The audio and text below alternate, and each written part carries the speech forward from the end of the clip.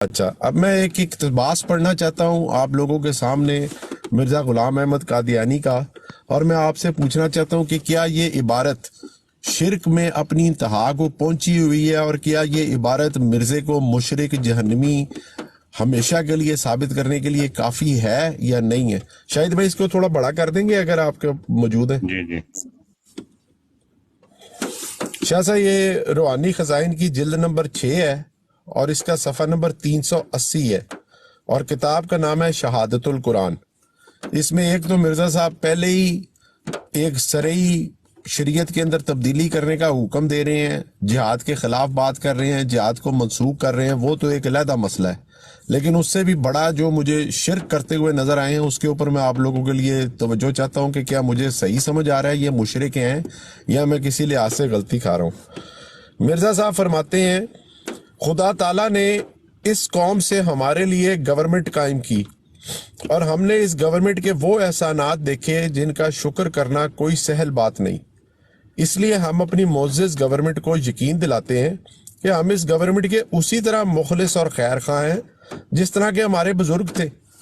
اور آپ جانتے ہیں کہ مرزے کے دادے نے غداری جس وقت ہو رہی تھی، جس وقت جنگیں چل رہی تھی، مغلوں کی حکومت کے آخری دور تھے، تو انگریزوں کی غداری کے ساتھ کئی ایسے لوگ تھے، مراٹھے بھی، مسلمان بھی، دوسرے بھی، جو انگریزوں سے پیسے لے کے مسلمانوں کی حکومت کے خلاف ہی کام کر رہے تھے، ان کے اندر ان کے دادا جی بھی شامل تھے۔ تو اس کا مرزا صاحب حوالہ دیتے ہوئے کہتے ہیں کہ ہم اس گورنمنٹ کے اسی طرح مخلص اور خیر خواہ ہیں جس طرح کے ہمارے بزرگ تھے، ہمارے ہاتھ میں مجز دعا کے اور کیا ہے، سو ہم دعا کرتے ہیں کہ خدا تعالیٰ اس گورنمنٹ کو ہر ایک کے شر سے محفوظ رکھے اور اس کے دشمن کو ذلت کے ساتھ پسپا کرے۔ اس کے دشمن شاہ جی وہی تھے نا خلافت عثمانیہ والے، جو کہ ان کو فلسطین کا علاقہ نہیں دینا چاہ رہے تھے، جس کی وجہ سے برطانیہ نے ان پہ جنگ مسلط کی۔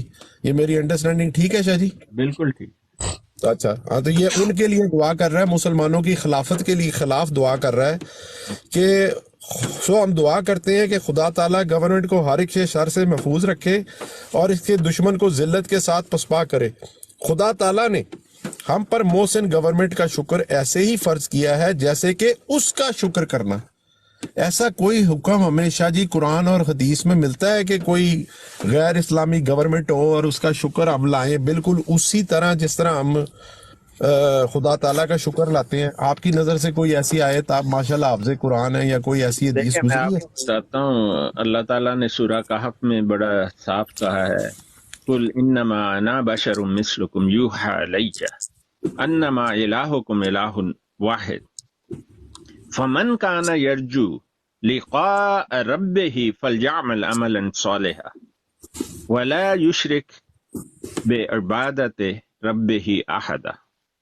ٹھیک ہے کہ اگر آپ کو اپنے رب سے ملنے کی ذرا سی بھی امید ہے، فلیعمل عملا صالحا، اور صالح عمل، نیک عمل کریں، اور وہ نیک عمل کیا ہے؟ ولا یشرک بعبادت ربہ احدا، شکر کرنا عبادت کرنے کو کہتے ہیں۔ انسان کا شکر کرنا انسان کی عبادت نہیں، لیکن جب یہ کہا جائے کہ ایسے ہی شکر ادا کرو جیسے اللہ کا کرتے ہو، اللہ کا شکر ادا کرنا اللہ کی عبادت ہے، آپ یہ سمجھ لیں۔ تو یہ شرک کی انتہا پر اور بھی آگے شاہ جی تھوڑا اور میں پڑھ دوں اس کے اوپر، پھر مزید آپ کے تھوڑے تاثرات۔ یہ تو ابھی اس کا ابتدائیہ تھا، اصل کفر تو آگے آنے لگا ہے۔ آگے فرماتے ہیں سو اپنے شر میں ارادہ رکھے تو ہم نے خدا تعالیٰ کا بھی شکر ادا نہیں کیا، کیونکہ خدا تعالیٰ کا شکر اور کسی محسن گورنمنٹ کا شکر جس کو خدا تعالیٰ نے اپنے بندوں کو بطور نعمت کے عطا کیا ہو، در حقیقت یہ دونوں ایک ہی چیزیں ہیں اور ایک دوسرے سے وابستہ ہیں۔ ایک کو چھوڑنے سے دوسری کا چھوڑنا لازم آتا ہے۔ بعض احمق اور نادان لوگ یہ سوال کرتے ہیں کہ کیا اس گورنمنٹ سے جہاد کرنا درست ہے؟ سو یاد رہے یہ سوال ان کا نہایت حماقت کا ہے، کیونکہ جس کے احسانات کا شکر عین فرض اور واجب ہو اس سے جہاد کیسا؟ شاہ جی مسلمانوں کی حکومت مغلوں کی 500 سال سے قائم شدہ سارے ہندوستان کے اوپر اس انگریزوں نے آ کر غداریوں کے ساتھ رشوتیں دے کے، وفاداریاں خرید کے، دھوکے کے نام پر تجارتی معاہدے کر کے اور چیزیں کر کے مسلمانوں سے ہی حکومت چھینی ہے۔ لیکن مرزا صاحب فرما رہے ہیں کہ یہ جو گورنمنٹ ہے، اس کو اللہ سبحانہ تعالیٰ نے ہمارے اوپر جو ہے وہ نازل کیا، اور اس کے احسانات کا شکر عین فرض اور واجب ہے، اس سے جہاد کیسا؟ میں سچ کہتا ہوں کہ محسن کی بدخواہی کرنا ایک حرامی اور بدکار آدمی کا کام ہے۔ سو میرا مذہب، اب مرزا صاحب کا یہ مذہب جس کے لیے میں نے یہ اقتباس حاصل کیا تھا کہ ان کا مذہب کیا ہے، مرزا صاحب کہتے ہیں سو میرا مذہب جس کو میں بار بار ظاہر کرتا ہوں یہی ہے کہ اسلام کے دو حصے ہیں، ایک خدا تعالیٰ کی اطاعت کی جائے اور دوسری اس سلطنت کی جس نے امن قائم کیا ہو، جس نے ظالموں کے ہاتھ سے اپنے سائے میں ہمیں پناہ دی ہو۔ استغفر اللہ۔ تو شاہ جی آپ مجھے یہ بتائیں، کسی اللہ سبحانہ تعالیٰ کی اطاعت کے ساتھ اسی مناسبت سے، اسی وزن پر، اسی لیول پر کسی بشر کی بھی اطاعت کرنے کا اللہ سبحانہ تعالیٰ نے کہیں پر حکم دیا؟ نہیں نہیں، یہ تو جو آپ نے پڑھا ہے اس سے بڑا شرک ہے ہی نہیں ہے۔ یہ قادیانی نہ تو صرف مشرک ہیں، یہ زندیق ہیں۔ زندیقیت اور شرک جو ہے، شرک کی تو کوئی معافی ہے ہی نہیں۔ وہ تو آپ نے جب شرک کر دیا تو یہ دیکھیں، اللہ تعالیٰ نے کہا ہے کہ جن کے دل کالے ہیں اور جنہیں اللہ، دیکھیں آگے مفتی صاحب، السلام علیکم مفتی صاحب، آپ فرمائیں، آپ مفتی صاحب سے پوچھیں۔ السلام علیکم استاد محترم۔ وعلیکم السلام ورحمۃ اللہ وبرکاتہ۔ میں سن رہا ہوں، پڑھی ہے یہ آپ کے نزدیک کوئی شرک کے کس انتہا کے درجے کو لگی ہے، یا ہمیں غلطی لگ رہی ہے؟ کوئی اس کے اوپر رہنمائی فرمائیں۔ ڈاکٹر صاحب آپ بیان فرما رہے تھے، آپ بیان فرماتے رہے، میں سن رہا ہوں۔ نہیں نہیں نہیں مفتی صاحب، آپ کی موجودگی میں میرا کیا بیان ہونا ہے، آپ فرمائیں اور ہم سنیں گے۔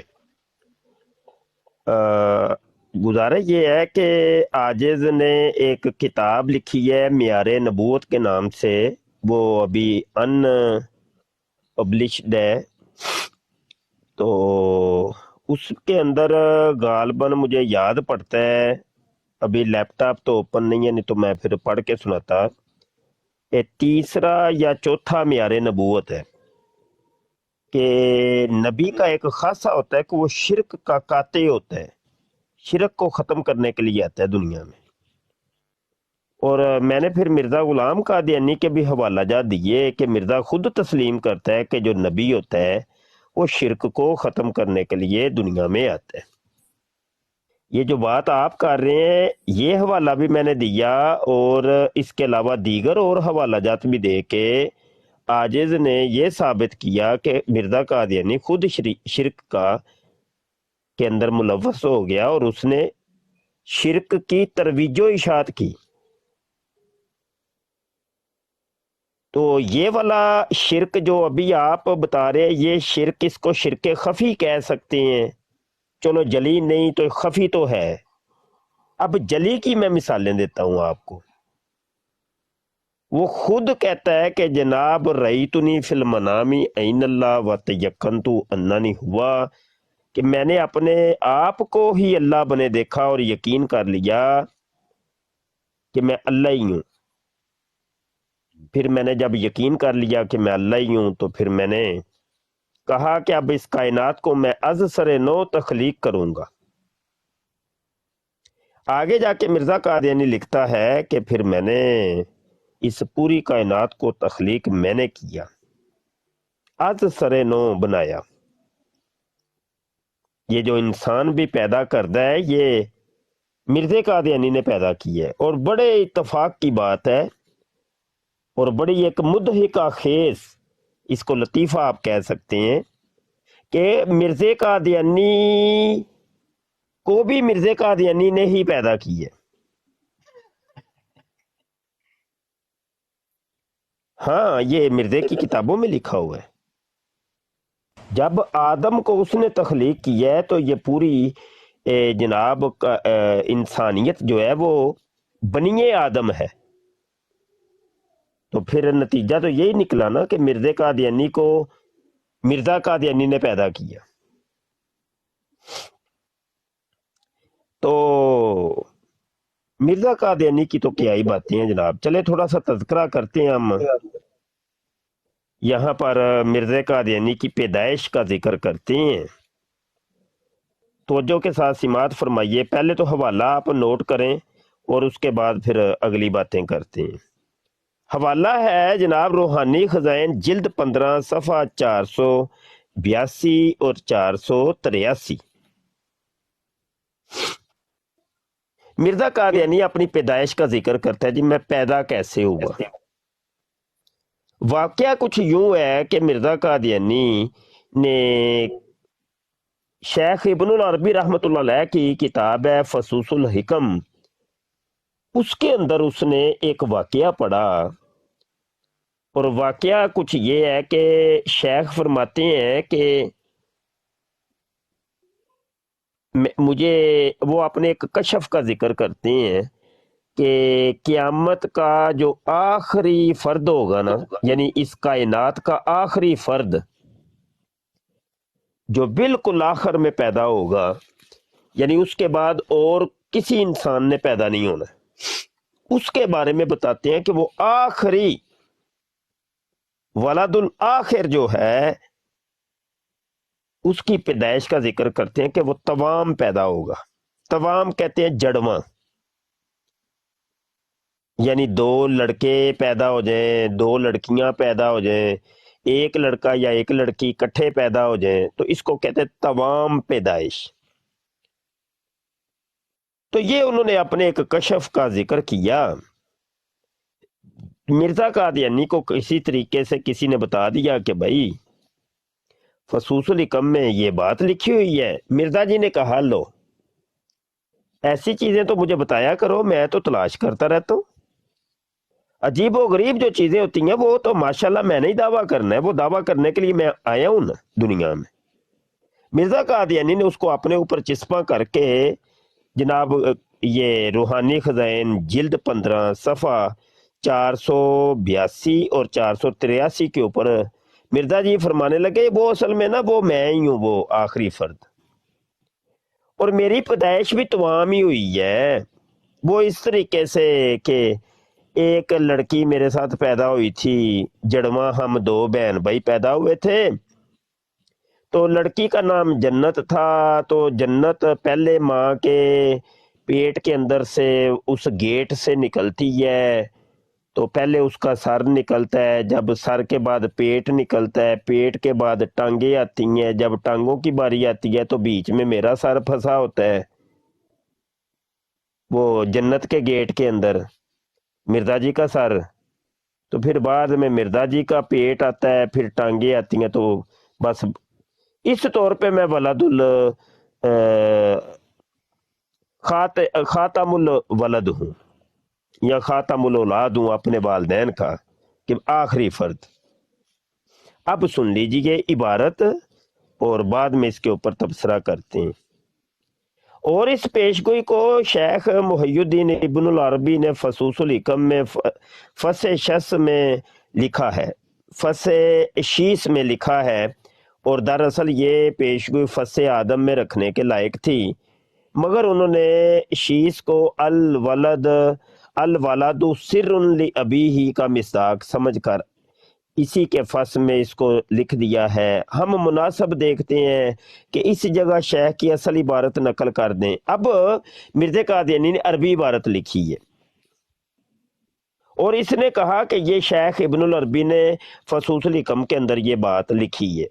میں چیلنج کرتا ہوں جی، میں چیلنج کرتا ہوں کہ دنیا کا کوئی ایک قادیانی مربی آ جائے اور فصوص الحکم کے اندر یہ مکمل عبارت جو لکھی ہے مرزے نے، واؤ سے شروع ہو رہی ہے، با پر جا کے ختم ہو رہی ہے، یہ عبارت منو ان شیخ کی کسی کتاب سے بھی دکھا دیں، منہ مانگا انعام دے دیں گے ہم۔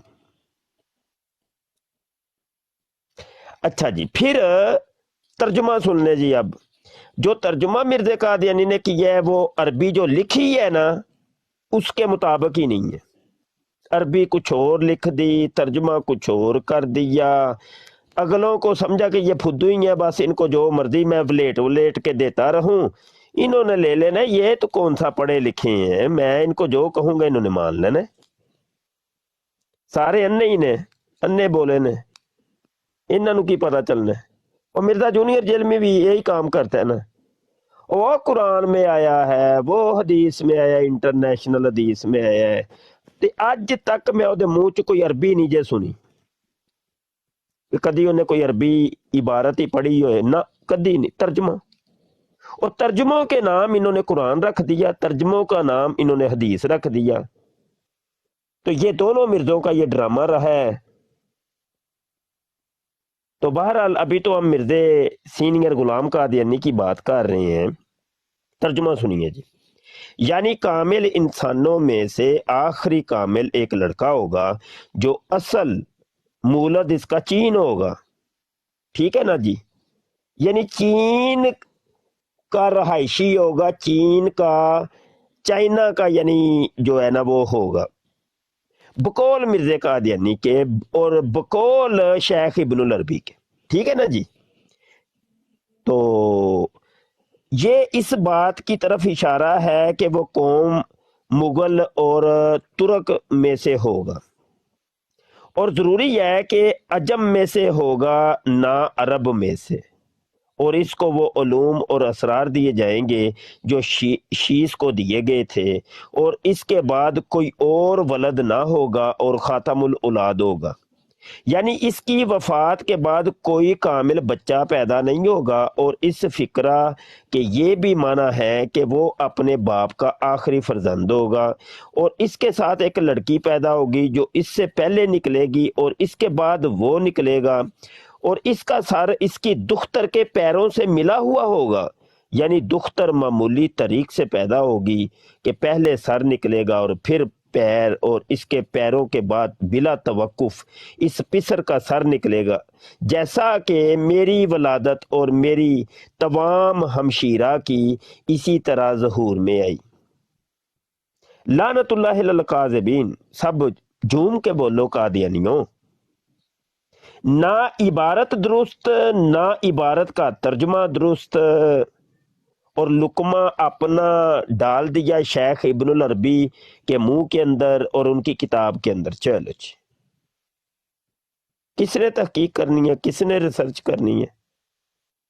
और मिर्जे को तो मिर्जो तो वो टोनो के नशे के अंदर किताबें लिखता था, उसको क्या खबर कि दुनिया कितनी बड़ी है, लोगों ने बाद में ये देख लेना है और इसका ऑपरेशन कर डालना है। और 2023 के अंदर मिर्जा कादियानी का बाप, हाँ जी, ਉਹਦਾ ਪਿਓ ਜਿਹੜਾ ਵੇ ਉਹਨੂੰ ਨੰਗਾ ਕਰ ਦੇਗਾ। ਉਹਨੂੰ ਕੀ ਪਤਾ ਸੀ, ਉਹ ਟੁੰਨ ਰਹਿੰਦਾ ਸੀ। चैलेंज कर रहा हूं, मुंह मांगे नाम का भाई, थोड़ा थिकड़ा भी नहीं। बोरियां भर के नोटां दियां मिलनगियां, आओ मरजाइयो निकलो बाहर।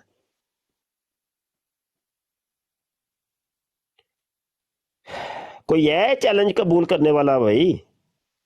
करो तलाश यार, शाहिद भाई को बंदा तो लभो यार, कोई नोट थाडे को लवे यार।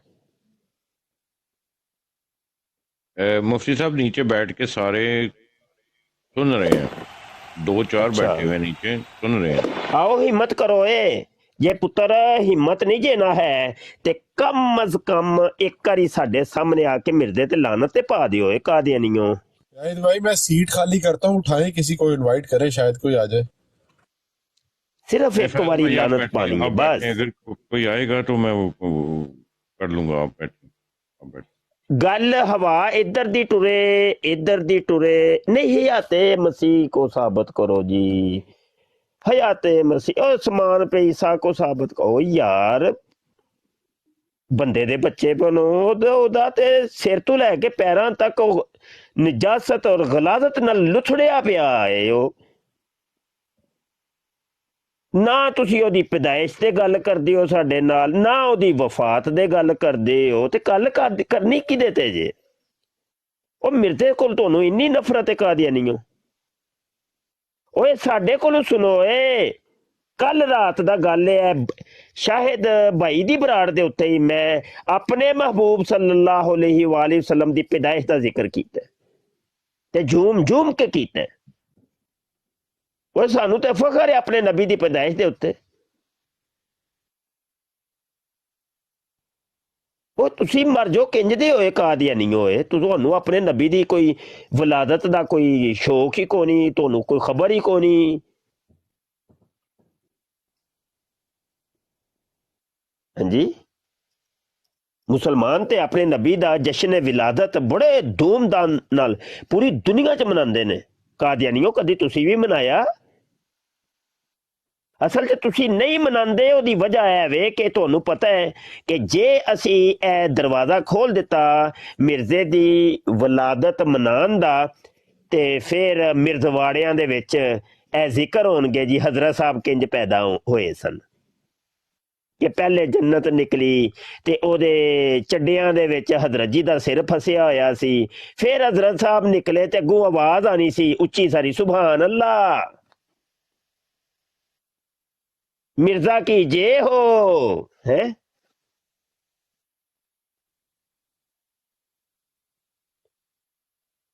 ਚਲੋ ਭਾਈ, ਕੋਈ ਬੰਦੇ ਦਾ ਇੰਤਜ਼ਾਰ ਕਰਨੇ ਆ, ਫਿਰ ਕੋਈ ਹੁੰਦਾ ਤੇ ਗੱਲ ਕਰਨੇ ਆ ਅੱਗੇ। जी मुफ्ती साहब, अल्लाह अकबर। मर्जियों को शर्म ना चुल्लू पर पानी में डूब मरे। अगर तुम उस शख्स के बारे में बात नहीं कर सकते तो तुम्हारा कोई हक नहीं है कि तुम वफात ईशा जाते ईशा पे बात करें। ठीक है, पहले मिर्जा उसके बाद सारा कुछ। ये अब मुसलमानों का चैलेंज है। और मुफ्ती साहब, आज से हर एक मर्ज़ई की ब्रॉड का बाइकआउट, ये हर एक, आप भी जरा थोड़ा सा बता दें कि कोई मुसलमान शायद भाई आज तफसीली ब्राड हमने की है, और आमिर नज़ीर भाई और आप भी गालबन उधर ही थे, तो उधर ऐलान आजिज ने कर दिया है, और मेरे ऐलान पर तकरीबन सभी ने, आमिर भाई ने भी, ज़िया रसूल और जितने भी हैं वो सब ने बाइकाट का ऐलान किया कि जैसे तुम कहोगे वैसा ही होगा। तो तकरीबन एक हफ्ते का तो मैंने टाइम दिया कि एक हफ्ते तक तो कोई भी किसी इनकी ब्राडों पे नहीं जाएगा। हाँ, इसके बाद आप लोग आज़ाद हैं, तो कम अज़ कम एक हफ्ता तक इनकी ब्राडों पे जाना ही नहीं है, बल्कि इन लोगों को ब्लॉक करें, ब्लॉक लिस्ट में डालें जो होस्ट हैं इनके जितने भी, ताकि वो ब्राडें आपको शो ही ना हो। तो इनकी ब्राडों पे जाना नहीं है आप लोगों ने जी। शायद भाई ये अस्कानी साहब नीचे पूछ रहे हैं ये तरबात किसकी है? तरहात पता नहीं क्या लिखा हुआ है, तरीहात लिखा है। ये अस्कानी साहब हैं, वो आए हुए हैं नीचे, वो आपसे कुछ सवाल। फेक आईडीज हैं जी, आप छोड़ दें, कमेंटों पर नजर ना रखा करें। नहीं, ये उनकी असली आईडी है, वो मेरे साथ ऐड है उस आईडी में ना। साहब एक क्वेश्चन है आपसे पूछना है जी।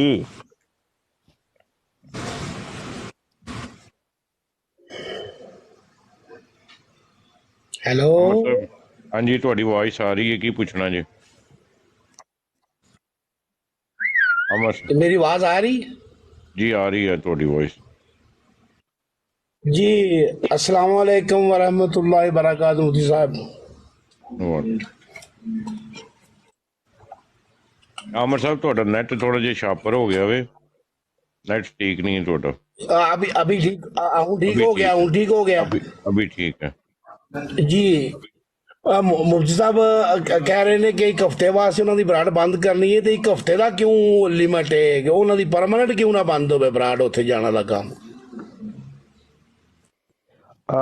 ਜੀ ਅਜੇ ਸਾਡੇ ਮੁੰਡਿਆਂ ਨੂੰ ਹਫਤੇ ਤੱਕ ਹੀ ਰੋਕਣਾ ਤੇ ਬੜੀ ਗੱਲ ਹੋਣੀ ਏ। ਇਹਨਾਂ ਨੇ ਕਿੱਥੇ ਰੁਕਣਾ ਜੇ? ਇਹਨਾਂ ਨੇ ਫੇਰ ਵੜਿਆ ਹੋਣਾ ਉਧਰ ਹੀ, ਇਹਨਾਂ ਨੂੰ ਪਤਾ ਨਹੀਂ ਲੱਭਦਾ ਕੀ ਉੱਥੋਂ। ਇੱਕ ਹਫਤਾ ਹੀ ਰੁਕ ਜਾਂਦੇ, ਬੜੀ ਗੱਲ ਹੋਏਗੀ, ਬੜੀ ਗੱਲ ਹੋਏਗੀ। ਮੁਫਤੀ ਸਾਹਿਬ ਜਦੋਂ ਦੀ ਯਾਰ ਟਿਕਟਾਕ ਤੇ ਬੈਠੇ ਆ, ਸ਼ਾਹ ਸਾਹਿਬ ਸ਼ੁਰੂ ਹੋਏ ਨੇ ਉਹਦੇ ਬੈਠੇ ਆ, ਅੱਜ ਤੱਕ ਕਿਸੇ ਬਰਾੜ ਤੇ ਉਹਨਾਂ ਦੀ ਕਿਸੇ ਤੇ ਗਈ ਨਹੀਂ, ਨਾ ਨਾਂ ਦਾ ਪਤਾ, ਨਾ ਇਹਨਾਂ ਦੀ ਬਰਾੜ ਤੇ ਬੈਠੇ ਦਾ, ਜਾਂ ਆਪਣੀ ਲਾਈਵ ਖੋਲ ਲਈ ਦੀ ਏ। ਉੱਥੇ ਜਿਹੜੇ ਲੜਕੇ ਆ ਜਾਂਦੇ ਨੇ, ਉੱਥੇ ਕੀ ਮਜ਼ਾ ਵੇ ਜਾਣ ਦਾ, ਉਹਨਾਂ ਦੀ ਗੱਲਾਂ ਸੁਣਨ ਦਾ? ਮੈਨੂੰ ਤਾਂ ਇਹ ਸਮਝ ਨਹੀਂ ਆਉਂਦੀ। ਹਾਂਜੀ ਬਿਲਕੁਲ, ਕਮ ਸੇ ਕਮ ਜਿਹੜੇ ਸਾਡੇ ਨੇ ਨਾ ਜਿਹੜੇ ਡਿਬੇਟਰ ਨਹੀਂ ਹੈ ਉਹਨਾਂ ਨੂੰ ਤੇ ਨਹੀਂ ਜਾਣਾ ਚਾਹੀਦਾ। ਡਿਬੇਟਰ ਦਾ ਜਾਣਾ ਕੁਝ ਹੋਰ ਮਾਨਾ ਰੱਖਦਾ ਹੈ, ਗੈਰੇ ਡਿਬੇਟਰ ਦਾ ਜਿਹੜਾ ਆਲਿਮ ਹੀ ਨਹੀਂ ਹੈ, ਜਿਹਨੂੰ ਪਤਾ ਹੀ ਕੱਖ ਨਹੀਂ, ਉਹਦਾ ਜਾਣਾ ਕੁਝ ਹੋਰ ਮਾਨਾ ਰੱਖਦਾ ਹੈ।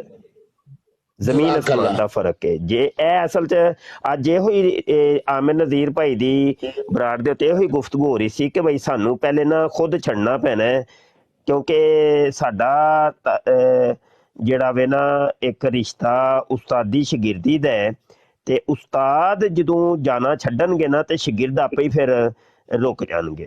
ਕਿਉਂਕਿ ਉਹ ਫਿਰ ਇਹ ਸਾਨੂੰ ਫਾਲੋ ਕਰਦਿਆਂ ਹੋਇਆਂ ਪਹੁੰਚ ਜਾਂਦੇ ਨੇ, ਇਹ ਵੀ ਪਿੱਛੇ ਪਿੱਛੇ, ਤੇ ਉਹਨਾਂ ਦੀਆਂ ਬਰਾਡਾਂ ਚੜ ਜਾਂਦੀਆਂ ਨੇ। ਜਦੋਂ ਅਸੀਂ ਜਾਂਦੇ ਹਾਂ ਤੇ ਬਰਾਡ ਉੱਤੇ ਟੁਰ ਜਾਂਦੀ ਹੈ। ਇਹਦੇ ਨਾਲ ਬਿਹਤਰ ਅਸੀਂ ਜਾਈਏ ਹੀ ਨਹੀਂ। ਤੇ ਜੇ ਖੁਦ ਅਸੀਂ ਇਹ ਕੁਝ ਦਿਨ ਅਵੋਇਡ ਕਰਾਂਗੇ ਤੇ ਆਪੇ ਹੀ ਇਹਨਾਂ ਦਾ ਕੰਮ ਠੱਪ ਹੋ ਜਾਣਾ, ਤੇ ਆਪੇ ਹੀ ਇਹਨਾਂ ਦੀ ਨਾਨੀ ਗਿੱਟੇ ਆ ਜਾਣੀ ਹੈ। ਤੇ ਜਿਹਨੂੰ ਜਿਹੜੀ ਬਗੈਰਤੀ ਜਿਹਨੇ ਕਰਨੀ ਉਹ ਸਾਡੀਆਂ ਬਰਾਡਾਂ ਤੇ ਆ ਕੇ ਕਰੇ ਜੀ। ਇੱਕ ਹੋਰ ਵੀ ਚੀਜ਼ ਤੁਹਾਡੇ ਨਾਲ ਥੋੜੀ ਪੁੱਛਣੀ ਸੀ, ਕਨਫਰਮ ਕਰਨੀ ਸੀ। ਜਿਸ ਤਰ੍ਹਾਂ ਤੁਸੀਂ ਦੱਸਿਆ ਕਿ ਕਾਦੀਆਨੀ ਆਪਣੇ ਮਿਰਜ਼ੇ ਦੀ ਪੈਦਾਇਸ਼ ਤੋਂ ਬੜਾ ਨੱਸਦੇ ਨੇ, ਕਦੀ ਉਹਦਾ ਜ਼ਿਕਰ ਵੀ ਨਹੀਂ ਕਰਦੇ, ਉਹਦੇ ਤੇ ਗੱਲ ਵੀ ਨਹੀਂ ਕਰਨਾ ਚਾਹੁੰਦੇ। ਉਹਨਾਂ ਚੋਂ ਕਿਸੇ ਨੂੰ ਪੁੱਛੋ ਵੀ ਕਿ ਯਾਰ ਮਿਰਜ਼ਾ ਸਾਹਿਬ ਕਦੋਂ ਪੈਦਾ ਹੋਏ ਸਨ, ਉਹ ਕਹਿੰਦੇ ਨੇ ਸਾਨੂੰ ਨਹੀਂ ਪਤਾ, ਕੋਈ ਸਾਡੇ ਵਾਸਤੇ ਜ਼ਰੂਰੀ ਨਹੀਂ ਹੈਗਾ, ਅਸੀਂ ਜ਼ਰੂਰੀ ਨਹੀਂ ਸਮਝਦੇ। ਇਹ ਇੱਕ ਹਵਾਲਾ ਹੈਗਾ ਸੀ ਮੇਰੇ ਕੋਲ ਸ਼ਾਹ ਸਾਹਿਬ, ਇਸ ਮੈਂ ਸਮਝਣਾ ਚਾਹੁੰਦਾ, ਮੈਂ ਬਿਆਨ ਕਰਨਾ, ਤੁਸੀਂ ਦੱਸਣਾ ਮੈਂ ਸਹੀ ਸਮਝਿਆ ਕਿ ਗਲਤ ਸਮਝਿਆ। ਇਹ ਰੂਹਾਨੀ ਖਜ਼ਾਇਨ ਦੀ ਜਿਲਦ ਨੰਬਰ 17 ਹੈਗੀ ਜੇ, ਜ਼ਮੀਮਾ ਤੋਹਫਾ ਗੋਲੜੀਆ, ਪੇਜ ਨੰਬਰ 66। ਇਹਦੇ ਉੱਤੇ ਮਿਰਜ਼ਾ ਸਾਹਿਬ ਆਪਣੇ ਇਲਾਮਾਤ, ਜਿਸ ਤਰ੍ਹਾਂ ਕਹਿੰਦੇ ਹੁੰਦੇ ਸਨ ਮੂਤਰ ਵੰਗਰ ਮੈਨੂੰ ਇਲਾਮ ਆਉਂਦੇ ਨੇ, ਉਹਦੇ ਬਾਰੇ 'ਚ ਇੱਕ ਇਲਾਮ ਦੀ ਮਿਸਾਲ ਦੇ ਰਹੇ ਨੇ। ਫਰਮਾਉਂਦੇ ਨੇ کہ میرے اکثر علامات خدا تعالیٰ کی مجھ سے یہ عادت نہیں کہ صرف معمولی مکالمہ اعلامیہ ہو، بلکہ اکثر علامات میرے پیشن گوئیوں سے بھرے ہوتے تھے اور دشمن کے بد ارادوں کا ان میں جواب ہوتا تھا۔ مثلاً انہاں وڈے وڈے علامات دے وچوں ایک بڑا وڈا علام دس دے پے نے، مثلاً چونکہ خدا تعالیٰ جانتا تھا کہ دشمن میری موت کی تمنا کریں گے اور یہ نتیجہ نکالیں گے کہ جھوٹا تھا تبھی جلد مر گیا، اس لیے اس نے پہلے ہی مجھے مخاطب کر کے کہا کہ تیری عمر 80 برس کی ہوگی، یا 2-4 کم یا چند سال زیادہ، اور تو اس قدر عمر پائے گا کہ ایک دور کی نسل کو دیکھ لے۔ یہ اعلام قریباً 35 برس سے ہو چکا ہے اور لاکھوں انسانوں میں شائع کیا گیا۔ شاہ جی ہن میں تہاڈے کولوں پوچھنا چاہنا ہے، مرزا صاحب دی اپنی کتب دے مطابق سانوں پتہ لگدا ہے مرزا صاحب 1940 دی پیدائش نے، تے انہاں دی قبر دے اوتے لگے کتبے دے مطابق سانوں پتہ لگدا انہاں دی 1908 دی وفات ہے، یعنی کہ 68-69 ایئر دی انہاں دی ٹوٹل زندگی ہے۔ مرزا صاحب کہہ رہے ہیں کہ اللہ پاک نے مینوں دسیا سی کہ تیری عمر 80 ہوئے گی، یا 2 گھٹ 78 یا 4 گھٹ 76، یا چلو قادیانیاں نو 2 اور 4 وہ کہتے ہیں جی انہاں نو جمع بھی کرو، تو جمع بھی کر لیے تھے 74۔ تو مرزا صاحب نو کم از کم 74 صاحب دا تے ہونا چاہیے شاہ جی کہ نہیں ہونا چاہیے؟ یہ میں غلط سمجھ رہے ہیں کہ صحیح سمجھ رہے ہیں؟ مفتی صاحب ایک سیکنڈ ذرا ہے، کوئی علیم آیا ہوئے احمد، اینو پوچھ لیے کون ہے؟ قادیانی ہے۔ ہاں علیم ہے، ذرا ادھر آنا، ذرا جناب علیم صاحب، پیچھے نہیں جانا، ادھر ہی رہنا۔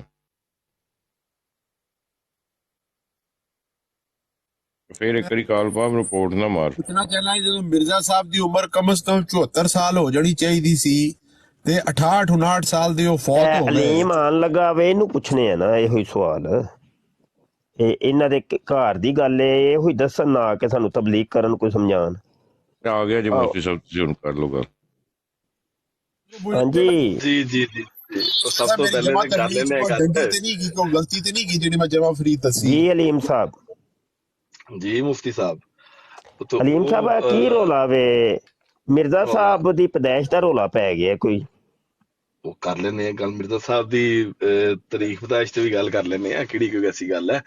وہ تہاڈے ہوسٹ صاحب جڑے نے، ہوسٹ نے میرے نال مینوں ویلکم کیتا، ادھر آئے علیم، علیم نو پھڑو پیچھے یار ایک ہی گل ہے ہوسٹ صاحب۔ چلو جی چلو جی، میں جڑا تسی ساڈا تے کوئی یہ تے کوئی طریقہ نہیں نا ہے ویسے۔ چلو جی تسی جیڑی گل ہے رہے نا گل کرو مفتی صاحب نے۔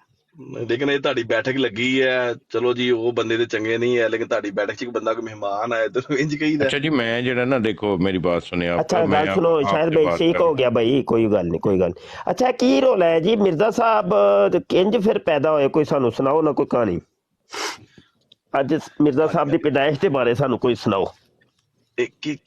کی سوال کی ہے جی؟ سوال ہے وے کہ تواڈے کولوں کہ مرزا غلام قادیانی صاحب پیدا کنج ہوئے سن، کوئی پتہ ہے؟ کوئی تانوں پڑھایا جاندا ہے کہ کوئی کتے پڑھیا جے کہ نہیں پڑھیا؟ مفتی صاحب کینج ہوئے دا کی مطلب ذرا تھوڑا جا ایکسپلین کرو اینو، سوال تھوڑا سمجھ بھائی عمر کنی ہے تواڈی؟ کوئی تہاڈے تو کوئی تھوڑی جی گھٹ ہے، لیکن 20 سال دے ہو؟ نہیں بھی تو زیادہ ہی ہے، لیکن سوال کرو ਉਹ ਦੱਸੋ ਤੇ ਸਹੀ ਕਿੰਨੀ ਉਮਰ ਦੇ, ਡਰ ਹੀ ਗਏ ਹੋ, ਮੈਂ ਉਮਰ ਹੀ ਪੁੱਛੀ ਹੈ, ਹੱਦ ਹੋ ਗਈ ਯਾਰ। 40 ਸਾਲ ਦੇ ਕਰੀਬ ਉਮਰ ਹੈ 40 ਸਾਲ ਉਹ ਬਸ ਇੰਨੇ ਕੋ ਗੱਲ ਹੈ, ਤੁਸੀਂ ਤੇ ਇੰਜ ਡਰ ਹੀ ਗਏ ਹੋ ਬਈ। 40 ਸਾਲ ਚ ਕਦੀ ਵੀ ਨਹੀਂ ਤੁਹਾਨੂੰ ਤੁਹਾਡੇ ਵਾਲਦੈਨ ਨੇ ਜਾਂ ਤੁਹਾਡੇ ਕਿਸੇ ਮੁਰੱਬੀ ਨੇ ਕਦੀ ਨਹੀਂ ਦੱਸਿਆ। ਯਕੀਨ ਕਰੋ ਮੇਰੀ ਗੱਲ ਸੁਣੋ, ਗੱਲ ਇਹ ਤੁਹਾਨੂੰ ਇਹ ਕਿੰਜ ਪਤਾ ਲੱਗ ਗਿਆ ਮੈਂ ਡਰ ਗਿਆ ਵਾਂ, ਇੰਜ ਦੇ ਫਿਕਰੇ ਕਿਉਂ ਯਾਰ ਮੈਂ ਸਾਰੀ ਦੁਨੀਆ ਦੇ ਸਾਹਮਣੇ ਮੈਂ ਪੁੱਛਣਾ ਪਿਆ ਉਮਰ ਕੀ ਹੈ, ਸਿੱਧੀ ਤਰ੍ਹਾਂ ਦੱਸੋ ਭਾਈ ਮੇਰੀ ਇੰਨੀ ਉਮਰ ਹੈ, 40 ਸਾਲ ਉਮਰ ਹੈ, ਬਸ ਗੱਲ ਖਤਮ ਹੁੰਦੀ ਹੈ ਯਾਰ। ਉਹ ਪਾਣੀ ਚ ਮਧਾਣੀ ਪਾ ਕੇ ਬਹਿ ਜਾਂਦੇ। ਅੱਛਾ ਹਲੀਮ ਸਾਹਿਬ, ਕਦੀ ਨਹੀਂ 40 ਸਾਲਾਂ ਚ ਤੁਹਾਨੂੰ ਕਿਧਰੋਂ ਤੁਸੀਂ ਪੜ੍ਹਿਆ ਜਾਂ ਤੁਹਾਡੇ ਵਾਲਦੈਨ ਨੇ ਦੱਸਿਆ ਜਾਂ ਤੁਹਾਡੇ ਕਿਸੇ ਮੁਰੱਬੀ ਨੇ ਤੁਹਾਨੂੰ ਦੱਸਿਆ ਜੀ ਮਿਰਜ਼ਾ ਜੀ ਕਿੰਜ ਪੈਦਾ ਹੋਏ ਸਨ? ਮੇਰਾ ਨਹੀਂ ਖਿਆਲ ਹੈ, ਮੈਂ ਕਿ ਇਹ ਸਵਾਲ ਸੀ ਫੈਜ਼ਲ ਭਾਈ ਦਾ, ਮੇਰਾ ਨਹੀਂ ਖਿਆਲ ਇਹ ਸਵਾਲ ਸੀ। ਤੇ ਮੁਫਤੀ ਸਾਹਿਬ ਇਹ ਤੇ ਕੋਈ ਸਵਾਲ ਨਹੀਂ ਹੈ, ਮੈਨੂੰ ਤਾਂ ਤੁਹਾਡੀ ਗੱਲ ਦੀ ਸਮਝ ਨਹੀਂ ਆ ਰਹੀ। ਤੁਸੀਂ ਮੇਰੇ ਖਿਆਲ 'ਚ ਕੋਈ ਨਹੀਂ, ਤੁਹਾਡੇ ਕੋਲੋਂ ਅਸੀਂ ਪੁੱਛਨੇ ਪਏ ਕਿ ਤੁਹਾਡੇ ਮਸੀਹ ਮਊਦ ਸਾਹਿਬ ਨੇ ਜਿਹੜੇ ਉਹ ਪੈਦਾ ਕਿੰਜ ਹੋਏ ਸੀ। ਤੁਸੀਂ ਅਗਰ ਖਾਮੋਸ਼ ਹੋ ਜਾਓ, ਜਿਹਨਾਂ ਦਾ ਸਵਾਲ ਹੈ ਉਹ ਕਰ ਲੈਂਦੇ, ਬਿਹਤਰ ਨਹੀਂ ਹੈ? ਨਹੀਂ, ਮੇਰਾ ਸਵਾਲ ਹੈ, ਮੇਰਾ ਆਪਣਾ ਸਵਾਲ ਹੈ। ਮੈਂ ਕਿਹਾ ਜੀ ਮੇਰਾ, ਸੰਜੀਦਾ ਨਹੀਂ ਤੁਸੀਂ ਗੱਲ ਕਰਦੇ। ਮੈਂ ਕਿਹਾ ਮੇਰਾ ਸਵਾਲ ਹੈ ਜਨਾਬ, ਹੋਰ ਕਿਸੇ ਦਾ ਸਵਾਲ ਨਹੀਂ ਹੈ। ਮੁਫਤੀ ਸਾਹਿਬ ਮੈਂ ਤੇ ਉਹ फैजल भाई की गल सुनी, मैं तो उन्होंने शाहजी बातचीत शाहजी एक मिनट यार अलीम भाई मैं उनको बताता हूँ। शाहजी वो जरा दोबारा पढ़िया जी जेड़ा तुसी पढ़िया सी इन्हां ने वो सुनिया नहीं होया है, बाद च आए ने इन्हां नूं इस करके एक मिनट ओहो एक मिनट ठहर जो तुसी भी ना तबलीग शुरू कर दी है ते वो ते तबलीग ते असी अलीम भाई दी सुननी है। अलीम भाई ने सुनिया कुछ नहीं सुनिया ते ना कोई गरज नहीं है, असी ते इन्हां को सुनना चाह रहे हैं। वो भावें पहले आए ने बाद चो आए ने, तो कोई फर्क नहीं पैंदा। मेरा सवाल एक कि मिर्ज़ा कादियानी साहब की पैदाइश के बारे में हमें बताएं, हम तो सुनना चाह रहे हैं जनाब। इतने लोग हैं बैठे हैं वो सुनना चाहते हैं, उनको नहीं पता, उनको बताएं। मैं पहली गल तुहाडी गल पुरानी मुफ्ती साहब सुनी नहीं है, दूसरी गल कोई बात नहीं, आप अभी से शुरू कर ले। मिर्जा साहब की पैदाइश के बारे में हमें बताएं कि मिर्जा साहब पैदा कैसे हुए थे। एक इंसान थे, जैसे सारे इंसान पैदा होते हैं वैसे ही पैदा हुए हैं, उसमें क्या बात? नहीं, सारे इंसान तो पैदा जैसे होते हैं, मिर्जा साहब तो वैसे पैदा नहीं हुए, वो कहते मैं वैसे नहीं पैदा हुआ। अच्छा क्या कहते हैं मिर्जा साहब? नहीं, आपने बताना यार, सवाल तो मैं आपसे कर रहा हूँ, आपको पता ही नहीं। इसका मतलब 40 साल में आज तक किसी ने आपको नहीं बताया, ऐसा ही है? नॉर्मल सी बात है ये, इसमें क्या बात है? मुझे हाँ, तो कभी आपने जुस्तजू भी नहीं की कि मैं अपने मुंह बोले नबी की पैदाइश के बारे में कोई जुस्तजू करूं कि वो पैदा कैसे हुए थे? कभी नहीं की, आपके ज़हन में कभी सवाल ही नहीं पैदा हुआ? जैसे आम इंसान, जैसे आप पैदा हुए हैं, जैसे मैं पैदा हुआ, ये कोई बात क्या? मुझे समझ नहीं आपकी बात की आ रही है, आप कहना क्या? नहीं आनी आपको। मेरा सवाल ये है कि 40 सालों में आज तक आपने रिसर्च ही की कि मिर्जा साहब पैदा कैसे हुए? करो यूट्यूब वाला काम ना करो, इत्थे ठहर जो आराम नाल गल करी दी, कुछ नहीं हो गया, अतावले ना हो, कुछ नहीं हुंदा, आराम नाल रख के। हुण तुसीं यूट्यूब ते जिहड़ा काम करदे हो, ਉਹ ਕੰਮ ਇੱਥੇ ਤਾਂ ਨਾ ਕਰੋ, ਹੁਣ ਉਹ ਨਾ ਕਰੋ। ਹਾਂਜੀ फैजल भाई, की अपना तारीख पैदाइश ਦਾ ਰੌਲਾ ਪੈ ਗਿਆ? नहीं, उन्होंने किसी ने नहीं बोलना, उन्होंने किसी ने नहीं जे बोलना। ਉਹ ਅਸਲ ਤੇ ਵਿੱਚ ਹੈ ਵੇ ਸਵਾਲ, ਚੂੰਕਿ ਮੇਰਾ ਹੈ ਤੇ ਹੋਰ ਕੋਈ ਬੋਲੇਗਾ ਹੀ ਨਹੀਂ ਵਿੱਚ, ਹੋਰ ਕਿਸੇ ਨੇ ਨਹੀਂ ਬੋਲਣਾ। ਉਹਦੀ ਵਜ੍ਹਾ ਪਤਾ ਕੀ ਹੈ? ਵੇਖੋ ਤੁਹਾਡੀ, ਤੁਸੀਂ ਇੱਕ ਸੀਨੀਅਰ ਬੰਦੇ ਹੋ, ਇੱਕ ਖਿਲਾਫਤ ਦੇ ਵੀ ਮਨਸਬ ਦੇ ਤੁਸੀਂ ਮੌਜੂਦ ਹੋ, ਤੁਸੀਂ ਬੈਤਾਂ ਵੀ ਲੋਕਾਂ ਦੀ ਲੈ ਰਹੇ ਹੋ, ਤੁਸੀਂ ਇੰਨੇ ਸੀਨੀਅਰ ਹੋ ਕਿ ਮੇਰੀ ਉਹ ਹੈਸੀਅਤ ਨਹੀਂ ਹੈ, ਮੈਂ ਤੁਹਾਡੇ ਲੈਵਲ ਦਾ ਬੰਦਾ ਨਹੀਂ ਆ, ਬਹੁਤ ਛੋਟਾ ਆਦਮੀ ਆ ਕਿ ਮੈਂ ਇੱਕ ਖਲੀਫਾ ਵਕਤ ਜਿਹੜਾ ਮਨਸਬ ਦਾ ਦਾਅਵੇਦਾਰ ਹੈ, ਮੈਂ ਉਹਦੇ ਨਾਲ ਗੱਲ ਕਰ ਸਕਾਂ। ਤੁਹਾਡਾ YouTube ਬਿਹਤਰੀਨ ਚੱਲ ਰਿਹਾ, ਤੁਸੀਂ ਸਿਰਫ ਇੱਕ ਕਸਮ ਖਾ ਲਓ ਕਿ YouTube ਉੱਤੇ ਵੀ ਕਦੀ ਤੁਸੀਂ ਕਿਸੇ ਕਾਜ਼ੀ ਨਾਲ ਗੱਲ ਨਹੀਂ ਕਰਨੀ। ਲਵਲ ਅੱਲਾ ਖੈਰ ਸਲਾ। ਮੈਂ ਅਸਲ 'ਚ ਸਵਾਲ ਸੁਣਿਆ ਸੀ फैजल भाई ਦਾ ਕਿ ਉਹਨਾਂ ਨੇ ਕੋਈ ਗੱਲ ਕੀਤੀ ਸੀ ਕਿ ਕੋਈ ਗੱਲ ਡੇਟ ਚਾਹੀਦੀ ਹੈ ਕੋਈ, ਨਹੀਂ ਗੱਲ ਸੁਣੋ, ਉਹਨਾਂ ਦੀ ਗੱਲ ਸੁਣੀ ਮੈਂ ਉਹਦੀ ਸੁਣੀ, ਮੈਂ YouTube ਗੱਲ ਤੇ ਸੁਣੋ ਨਾ, ਹੁਣ ਗੱਲ ਵੀ ਤੇ ਸੁਣੋ ਨਾ, ਗੱਲ ਵੀ ਤੇ ਸੁਣੀ ਦੀ ਹੁੰਦੀ ਹੈ ਨਾ ਜੀ। ਸੁਣਾਓ ਜੀ। ਹੁਣ ਮਾਈਕ ਮਿਊਟ ਕਰ ਲਓ, ਗੱਲ ਤੁਸੀਂ ਇਹੋ ਹੀ ਤੇ ਰੋਲੇ ਨੇ ਤੁਹਾਡੇ, ਤੁਸੀਂ ਗੱਲ ਨਹੀਂ ਅਗਲੇ ਬੰਦੇ ਨੂੰ ਕਰਨ ਦਿੰਦੇ। ਅੱਛਾ, ਗੱਲ ਹੈ ਵੇ ਕਿ ਤੁਸੀਂ ਹੁਣ ਆਏ ਹੋ ਜਾਂ ਬਾਅਦ ਚੋਂ ਆਏ ਹੋ, ਗੱਲ ਕੀ ਸੀ ਕੀ ਨਹੀਂ ਸੀ, ਉਹਦੇ ਨਾਲ ਕੋਈ ਰੋਲਾ ਨਹੀਂ। ਮੇਰਾ ਇੱਕ ਸਿੰਪਲ ਜਿਹਾ ਸਵਾल है ਤੁਹਾਡੇ ਅੱਗੇ कि मिर्जा कादियानी की पैदाइश के बारे में बताएं जी, कैसे पैदा हुए? आपकी किताबों के अंदर वो लिखा हुआ है अगर आप कहते हैं कि नहीं मुझे नहीं पता तो फिर मैं पढ़ के सुना देता हूं, बताएं। सीधी सी बात है, मुझे जो जितना पता है आपको मैंने बता दिया है कि सही नॉर्मली हो गया सारे जी, इंसान ठीक हो, माइक म्यूट कर ले, ठीक हो गया, ठीक हो गया, कोई बात नहीं। अच्छा जनाब, गुजारा ये है कि आप तमाम हजरात ने सुन लिया कि कादियानियों को मिर्ज़े कादियानी की पैदाइश के बारे में नहीं बताया जाता। उम्र 40 साल हो जाए, 50 साल हो जाए, 100 साल भी इनकी उम्रें हो जाए, इनसे ये चीज़ें छुपाई जाती हैं। इनको सिर्फ ये बताया जाता है कि बस वफात मसीह के ऊपर जाके बात करो बस, और कोई नहीं, हवा इधर की चले इधर की चले, बस तुमने जाके शुरली छोड़ देनी है कि वो ईसा को जिंदा आसमान पे साबित कर दो बस, तो ये कादियानियत खुद मर मिट जाएगी। बस ये इनको एक चीज बताई जाती है, इसके अलावा इनको कुछ बताया नहीं जाता। अलीम साहब, आपके पास किताब मौजूद होगी रूहानी खजाइन जिल्द 15, ये उठाइए जरा। अलीम साहब, मैंने रूहानी मैंने क्या खजाइन, किताब उठानी है? मैं किताबें की लाइब्रेरी में थोड़ी बैठा हूँ, कुछ साथ मैंने मुफ्ती ड्यूटी थोड़ी साहब लगाई है, एक लाइब्रेरी जा सेकंड, रहा हूँ मैं। अलीम साहब अभी अभी हम आपको दिखा देते हैं। मुफ्ती साहब जिल्द 15 ਦਾ ਕਿਹੜੀ ਉਹਦੀ ਕਿਤਾਬ ਦਾ ਨਾਂ ਕੀ ਹੈ? हाँ जी, उस दुकान यार शाहिद भाई खामोश यार, मैनू अपने हिसाब नाल डील करन दिया करो, की करदे हो सारे ਇਹ तुसीं? ਗਲਤ ਕਰਦੇ ਨੇ ਕੰਮ ਸਾਰੇ, ਇਹ ਨਹੀਂ ਸਹੀ ਕਰਦੇ ਮੁਫਤੀ ਸਾਹਿਬ। ਮੁਫਤੀ ਸਾਹਿਬ YouTube ਨਾਲ ਤੁਹਾਡੀ ਚੱਲ ਰਹੀ ਹੈ, ਉੱਥੇ ਵੀ ਗੱਲ ਐ ਵੇ ਕਿ ਇਹ ਗੱਲ ਮੈਂ ਕਰ ਰਿਹਾ ਵਾਂ ਨਾ, ਤੇ ਮੈਂ ਆਪਣੇ ਹਿਸਾਬ ਨਾਲ ਡੀਲ ਕਰਨਾ ਹੁੰਦਾ ਹੈ, ਤੇ ਮੇਰਾ ਗੁਫ਼ਤਗੂ ਦਾ ਆਪਣਾ ਇੱਕ ਤਰੀਕਾ ਹੈ, ਆਪਣਾ ਇੱਕ ਅੰਦਾਜ਼ ਹੈ, ਟੈਕਲ ਕਰਨ ਦਾ ਆਪਣਾ ਇੱਕ ਸਟਾਈਲ ਹੈ। ਸਿੱਖ ਮੇਰੇ ਰਹੇ ਕੋਲ ਨੇ ਕਿਤਾਬ, ਮੁਫਤੀ ਸਾਹਿਬ ਤੁਹਾਡੇ ਕੋਲੋਂ ਮੈਂ ਮਤਲਬ ਮੈਂ ਨਹੀਂ ਕਰ ਸਕਦਾ, ਮੇਰੇ ਕੋਲ ਤਾਂ ਕਿਤਾਬਾਂ ਮੌਜੂਦ ਨੇ, ਮੈਂ ਹੁਣੇ ਕੈਮਰਾ ਆਨ ਕਰਕੇ ਕਿਤਾਬ ਖੋਲ ਲੈਣੀ ਹੈ, ਕਰਨ ਨੂੰ ਮੈਂ ਵੀ ਸਭ ਕੁਝ ਕਰ ਸਕਣਾ, ਮੇਰੇ ਕੋਲ ਕਿਹੜਾ ਕੋਈ ਦੂਰ ਨੇ ਆ ਚੀਜ਼ਾਂ। ਅੱਛਾ ਅਲੀਮ ਸਾਹਿਬ, ਜਿਲਦ 15 ਜ਼ਰਾ ਚੁੱਕੋ रूहानी खजाइन ਦੀ। मैं लाइब्रेरी च नहीं जी है, मैं तो गड्डी च बैठा मुफ्ती साहब। ਅੱਛਾ ਗੱਡੀ 'ਚ खोलो ਬੈਠੇ ਹੋ, हाँ, ਵੈਸੇ खोलो देखो ਵੈਸੇ ਕਿਹੜੀ ਘਰ ਗੱਲ ਤੁਹਾਡੇ ਹੈ, ਘਰ ਤੁਹਾਡੇ ਹੈ ਵੇ? ਨਹੀਂ, ਮੋਬਾਈਲ ਇੰਟਰਨੈਟ ਦੇ ਵਿੱਚ ਹੈਗੀ ਹੈ, ਕੰਪਿਊਟਰ ਦੇ ਵਿੱਚ ਹੈ ਵਾ, ਹਾਂਜੀ ਉਹ ਹੈਗੀ ਅੱਛਾ ਬਿਲਕੁਲ। ਕੰਪਿਊਟਰ ਘਰ ਕੋ ਨਹੀਂ ਰੱਖੀ ਤੁਹਾਡੇ? ਨਹੀਂ ਘਰ ਤੇ ਮੇਰੇ ਕੋਲ ਨਹੀਂ ਹੈ ਕਿਤਾਬ ਇਹ। ਓਹੋ ਅੱਛਾ, 40 ਸਾਲਾਂ 'ਚ ਤੁਸੀਂ ਅੱਜ ਤੱਕ ਕਿਤਾਬ ਹੀ ਨਹੀਂ ਖਰੀਦੀ?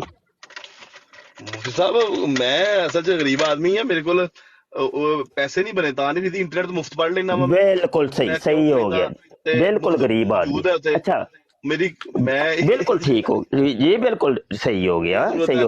अच्छा गल है वे कि ਜਦੋਂ ਕਿਤਾਬ ਤੁਹਾਡੇ ਕੋਲ ਹੈ ਨਹੀਂ ਤੇ ਫਿਰ ਤੁਸੀਂ ਇੱਕ ਮਿੰਟ ਗੱਲ ਤੇ ਸੁਣ ਲਓ, ਜਦੋਂ ਕਿਤਾਬ ਤੁਹਾਡੇ ਕੋਲ ਨਹੀਂ ਤੇ ਫਿਰ ਤੁਸੀਂ ਪੜ੍ਹੀ ਵੀ ਕੋਈ ਨਹੀਂ ਹੋਏਗੀ ਕੋਈ ਵੀ ਮਿਰਜ਼ਾ ਜੀ ਦੀ ਕਿਤਾਬ? ਮੇਰੇ ਖਿਆਲ 'ਚ ਮੈਂ ਕਿਤਾਬਾਂ ਪੜ੍ਹੀਆਂ ਨੇ, ਲੇਕਿਨ ਚਲੋ ਕਿਹੜੀ ਕਿਹੜੀ ਪੜ੍ਹੀ ਜੇ, ਕਿਹੜੀ ਕਿਹੜੀ ਪੜ੍ਹੀ ਜੇ, ਕੋਈ ਨਾਂ ਦੱਸੋ ਇੱਕ ਦੋ। ਦੱਸਣਾ ਕੋਈ ਜ਼ਰੂਰੀ ਤੁਹਾਨੂੰ ਥੋੜੀ ਹੈ, ਦੱਸੋ ਤੇ ਸਹੀ, ਕੋਈ ਇੱਕ ਅੱਧੀ ਦੇ ਨਾਮ ਤੇ ਦੱਸੋ। ਵੇਖੋ ਨਾ ਤੁਸੀਂ ਬੜਾ ਸਵਾਲ ਰੱਖੋ ਨਾ, ਹੁਣ ਮੈਂ ਹੁਣ ਤੁਹਾਡਾ ਪ੍ਰੋਗਰਾਮ ਚਲਾਉਣ ਤੇ ਨਹੀਂ ਨਾ ਆਇਆ ਕਿ ਤੁਹਾਡਾ YouTube ਚੱਲ ਰਿਹਾ ਹੈ। ਭਾਈ ਦੱਸੋਗੇ ਯਾਰ, ਸਾਡੇ ਇਲਮ 'ਚ ਇਜ਼ਾਫਾ ਹੋਏਗਾ, ਤੁਹਾਡੀ ਤੇ ਤਬਲੀਗ ਹੀ ਹੋਣੀ ਹੈ ਨਾ, ਲੋਕਾਂ ਨੂੰ ਪਤਾ ਚੱਲੇਗਾ। ਵੇਖੋ ਜੀ ਅਹਿਮਦੀ ਹਜ਼ਰਾਤ ਮਿਰਜ਼ਾ ਸਾਹਿਬ ਦੀਆਂ ਕਿਤਾਬਾਂ ਪੜ੍ਹਦੇ ਨੇ ਤੇ ਕਿਹੜੀ ਕਿਹੜੀ ਪੜ੍ਹਦੇ ਨੇ, ਉਹ ਤਾਂ ਤੁਹਾਡੀ ਤੇ ਤਬਲੀਗ ਹੋਏਗੀ, ਤੁਹਾਨੂੰ ਤਾਂ ਖੁਸ਼ ਹੋਣਾ ਚਾਹੀਦਾ ਯਾਰ। ਅੱਛਾ ਹਾਂ ਕਿਹੜੀ ਕਿਹੜੀ ਪੜ੍ਹੀ ਜੇ? ਮੇਰੀ ਗੱਲ ਸੁਣੋ ਨਾ, ਮੈਂ ਉਹ ਕੰਮ ਨਾ ਕਰੋ कि कादियानी की देखे देखे चित्रोल कर दी, देखे देखे एक कादियानी पकड़ा गया। सवाल करो अपना। नहीं सवाल ते करने, कोई एक दो किताब दसो मिर्जा साहब दी जेडी पढ़ी जे। ਤੁਸੀਂ ਮੈਨੂੰ ਯਾਰ ਮੈਂ ਤੁਹਾਨੂੰ ਕਿਉਂ ਦਰਅਸਲ ਤੁਹਾਨੂੰ ਮਿਰਜ਼ਾ ਕਾਦੀਆਨੀ ਦੀ ਕਿਸੇ ਇੱਕ ਕਿਤਾਬ ਦਾ ਨਾਮ ਤੱਕ ਨਹੀਂ ਹੁੰਦਾ, ਪੜ੍ਹਨਾ ਤੇ ਬੜੀ ਦੂਰ ਦੀ ਗੱਲ ਹੈ। ਇਹ ਗੱਲ ਸੀ ਅਸਲ 'ਚ, ਸਹੀ ਹਾਂ ਹਾਂ ਇਹੀ ਗੱਲ ਮੈਂ ਸਾਬਤ ਕਰਨਾ ਚਾਹ ਰਿਹਾ ਸਾਂ। ਅੱਗੇ ਆ ਜਾ, ਅੱਗੇ ਆ ਫਿਰ ਮਿਰਜ਼ੇ ਕਾਦੀਆਨੀ ਦੀ ਕਿਸੇ ਇੱਕ ਕਿਤਾਬ ਦਾ ਤੁਹਾਨੂੰ ਨਾਮ ਤੱਕ ਨਹੀਂ ਆਂਦਾ, ਹਾਂ ਪੜ੍ਹਨਾ ਤੇ ਬੜੀ ਦੂਰ ਦੀ ਗੱਲ ਹੈ। ਇਹ ਗੱਲ ਸੀ ਸਾਰੀ ਅਸਲ 'ਚ ਜੀ, ਇਹੀ ਗੱਲ ਹੈ। ਸਵਾਲ ਤੇ ਕਰੋ ਨਾ ਜੀ ਜੀ। ਅੱਛਾ ਸਵਾਲ ਤੇ ਹੁਣ ਕਰਨ ਲੱਗਾ ਜੇ ਮੈਂ, ਔਰ ਇੱਕ ਮੈਂ ਜ਼ਰਾ ਹਾਈਲਾਈਟ ਇਬਾਰਤ ਕਰ ਲਵਾਂ, ਇਹ ਮੇਰਾ ਨਾ ਕੰਮ ਥੋੜਾ ਜਿਹਾ ਕੰਪਲੀਟ ਹੋ ਜਾਏ।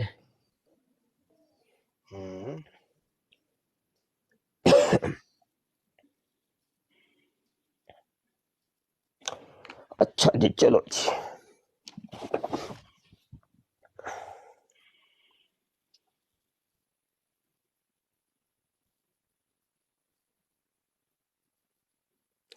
हेलो जी, ए जे रूहानी खज़ाइन जिल्द 15 जनाब, और सफ़ा नंबर ਇਹ ਪੜੋ ਕਿੰਨਾ ਵੇ ਸਫਾ।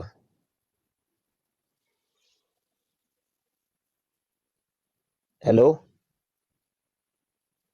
ਹਾਂਜੀ ਹਾਂਜੀ ਹਲੀਮ ਸਾਹਿਬ ਪੜੋ ਸਫਾ ਪੜਿਆ ਜੇ? ਆਪਣਾ ਮੁਫਤੀ ਇਹ ਸਾਹਿਬ ਸਫਾ ਕਿੰਨੇ ਨੰਬਰ ਹੈ? ਪੜੋ ਤੁਸੀਂ ਪੇਸ਼ ਨਹੀਂ ਇੱਕ ਮਿੰਟ ਤਰੀਕ ਤੁਸੀਂ ਸਫਾ ਤੇ ਪੇਸ਼ ਦੱਸੋ। ਕਰਨੀ ਹੈ ਪੜੋ ਉਹ ਭਾਈ ਇਹ ਤੁਹਾਡੀ ਜਿਤਨਾ ਵੀ ਕਿਤਾਬ ਹੈ, ਤੁਸੀਂ ਸਫਾ ਆਵਾਜ਼ ਦੱਸਿਆ ਜੇ। ਮੈਨੂੰ ਮੇਰੇ ਤਾਂ ਤੁਹਾਡੀ ਤਸਵੀਰ ਰੁਕ ਗਈ ਹੈ, ਮੇਰੇ ਕੋਲ ਤੁਹਾਡੀ ਵੀਡੀਓ ਨਹੀਂ ਆ ਰਹੀ ਮੈਨੂੰ ਸੁਣਦੇ ਅੱਛਾ ਉਹ ਬੜਾ ਕੁਝ ਰੁਕਣਾ ਹੈ ਜੇ, ਬੜਾ ਕੁਝ ਮੈਨੂੰ ਕੁਝ ਨਜ਼ਰ ਨਹੀਂ ਆ ਰਿਹਾ ਜੀ, ਬੜਾ ਕੁਝ ਬੰਦ ਹੋਣਾ ਹੈ ਤੇ ਰੁਕਣਾ ਹੈ। ਇਹ ਜਰਾ ਸਫਾ ਅਗਰ ਪੜ੍ਹ ਦਿਓ ਤੇ ਮਿਹਰਬਾਨੀ ਹੈ। ਸਫਾ ਕੀ ਇਹ ਆਪਣਾ ਅੱਜ ਤੁਸੀਂ ਤੁਹਾਡਾ ਜੁਗਤਾਂ ਦਾ ਪ੍ਰੋਗਰਾਮ ਹੈ ਮੁਫਤੀ ਸਾਹਿਬ ਨਹੀਂ ਯਾਰ ਪੜ੍ਹ ਦਿਓ ਯਾਰ, ਇੱਕ ਸਫਾ ਹੀ ਤੇ ਤੁਹਾਡੇ ਕੋਲ ਪੁੱਛਿਆ ਹੈ ਬੜਾ ਕੁਝ ਬੰਦ ਹੋਣਾ ਯਾਰ, ਸਫਾ ਪੁੱਛਿਆ ਵੇ ਯਾਰ, ਸਫਾ। ਮੈਂ ਨਹੀਂ ਪढ़ सकता हाँ नहीं पढ़ सकता, ठीक हो गया। मतलब ये कि कादियानियों को एक किताब का सुने, बस माइक म्यूट कर ले बस, ठीक है यार, जो चीज साबित मैंने करनी है वो हो गई है ना, माइक म्यूट कर ले। कादियानियों को मिर्जे कादियानी की किताबों के सफा नंबर तक नहीं पढ़ने आते तो किताबें तो बड़ी दूर की बात है।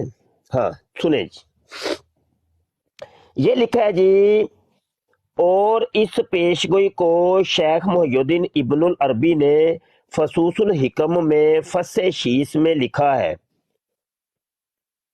और दरअसल ये पेशगोई फस्से आदम में रखने के लायक थी, मगर उन्होंने शीस को अल वलादु सिर्रुन लि अबीही का मिस्दाक समझकर इसी के फस में इसको लिख दिया है।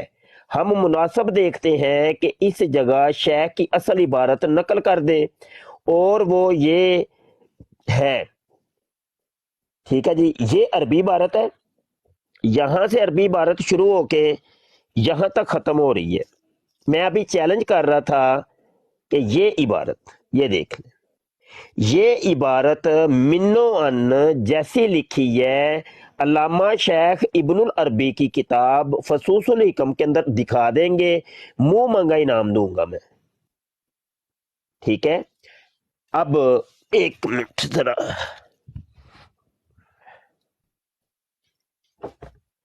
ये फसूसुल हिकम भी ये मेरे सामने है, ठीक है, फसूसुल हिकम भी आ गई है।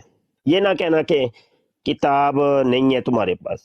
इस किताब के अंदर से अगर ये इबारत आप दिखा दें, सिर्फ इबारत ही, मुंह मांगे इनाम की बात कर रहा हूं, लेकिन मिन्नो अन चाहिए। मिर्जे कादियानी ने यहां लफ्जों को ही तब्दील कर दिए। हाँ पहली बात तो ये, अगली बात मिर्जा कादियानी ये तर्जुमा कर रहे हैं, इनाम कितना मुंह मांगा इनाम, मतलब कि जिन्ने मर्जी पैसे मांग सकते हैं, जिन्ने मर्जी मंगे आ जाए यार, मैं लाले लान गल कर रहे हैं यार। अगर मफहूम भी यही है।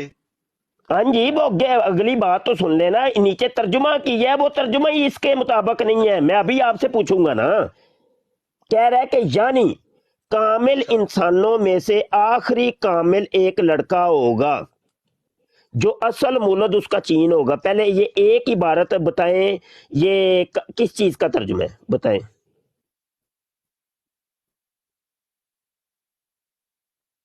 बताएं, ये अरबी इबारत है आपके सामने और ये तर्जुमा है। हेलो बताएं ना यार, इनाम नहीं लेना आपने, बताएं। ये तर्जुमा वो नीचे लिख रहा है, ये अरबी इबारत ऊपर है, ये किसका तर्जुमा है ये बताएं। आपने बताना है, फिर मैं बताऊंगा। आप नहीं, मैंने क्यों बताना है जी, आप अपना मुद्दा बयान, तर्जुमा आपका है, मेरा तो नहीं है। आप अपना मुद्दा तो बयान करें ना। मैं अब ओ भाई जी, ये देखें, वो कह रहा है मुफ्ती साहब ऐसे तो ना करें, एक लड़का होगा जो असल मुलद उसका चीन होगा।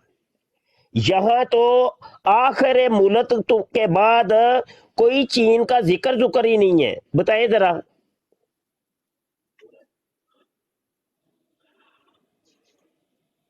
हाँ जी, इसका जवाब देना, बस आप खामोश हो गए। ओ भाई जी, ये पूरी इबारत ही जो उसने तर्जुमा की है, ये इस इबारत अरबी की कुछ और है, उर्दू कुछ और है। आगे जाके मिर्जा कादियानी कहता है कि वो जनाब ये लिखा हुआ है शेख इब्नुल अरबी ने कि आखिरी एक लड़का होगा दुनिया का, कायनात का, तो वो लड़का तवाम पैदा होगा, उसके साथ एक लड़की होगी, तो उसके टांगों के अंदर सर फंसा होगा, जैसा कि मेरी विलादत हुई है। पहले मेरी ये बहन पैदा हुई, जन्नत उसका नाम था, उसकी टांगों के अंदर मेरा सर फंसा हुआ था। हाँ जी, तो फिर मेरी पैदाइश हुई है, मेरी भी तवाम पैदाइश हुई है, ये लिखा हुआ है।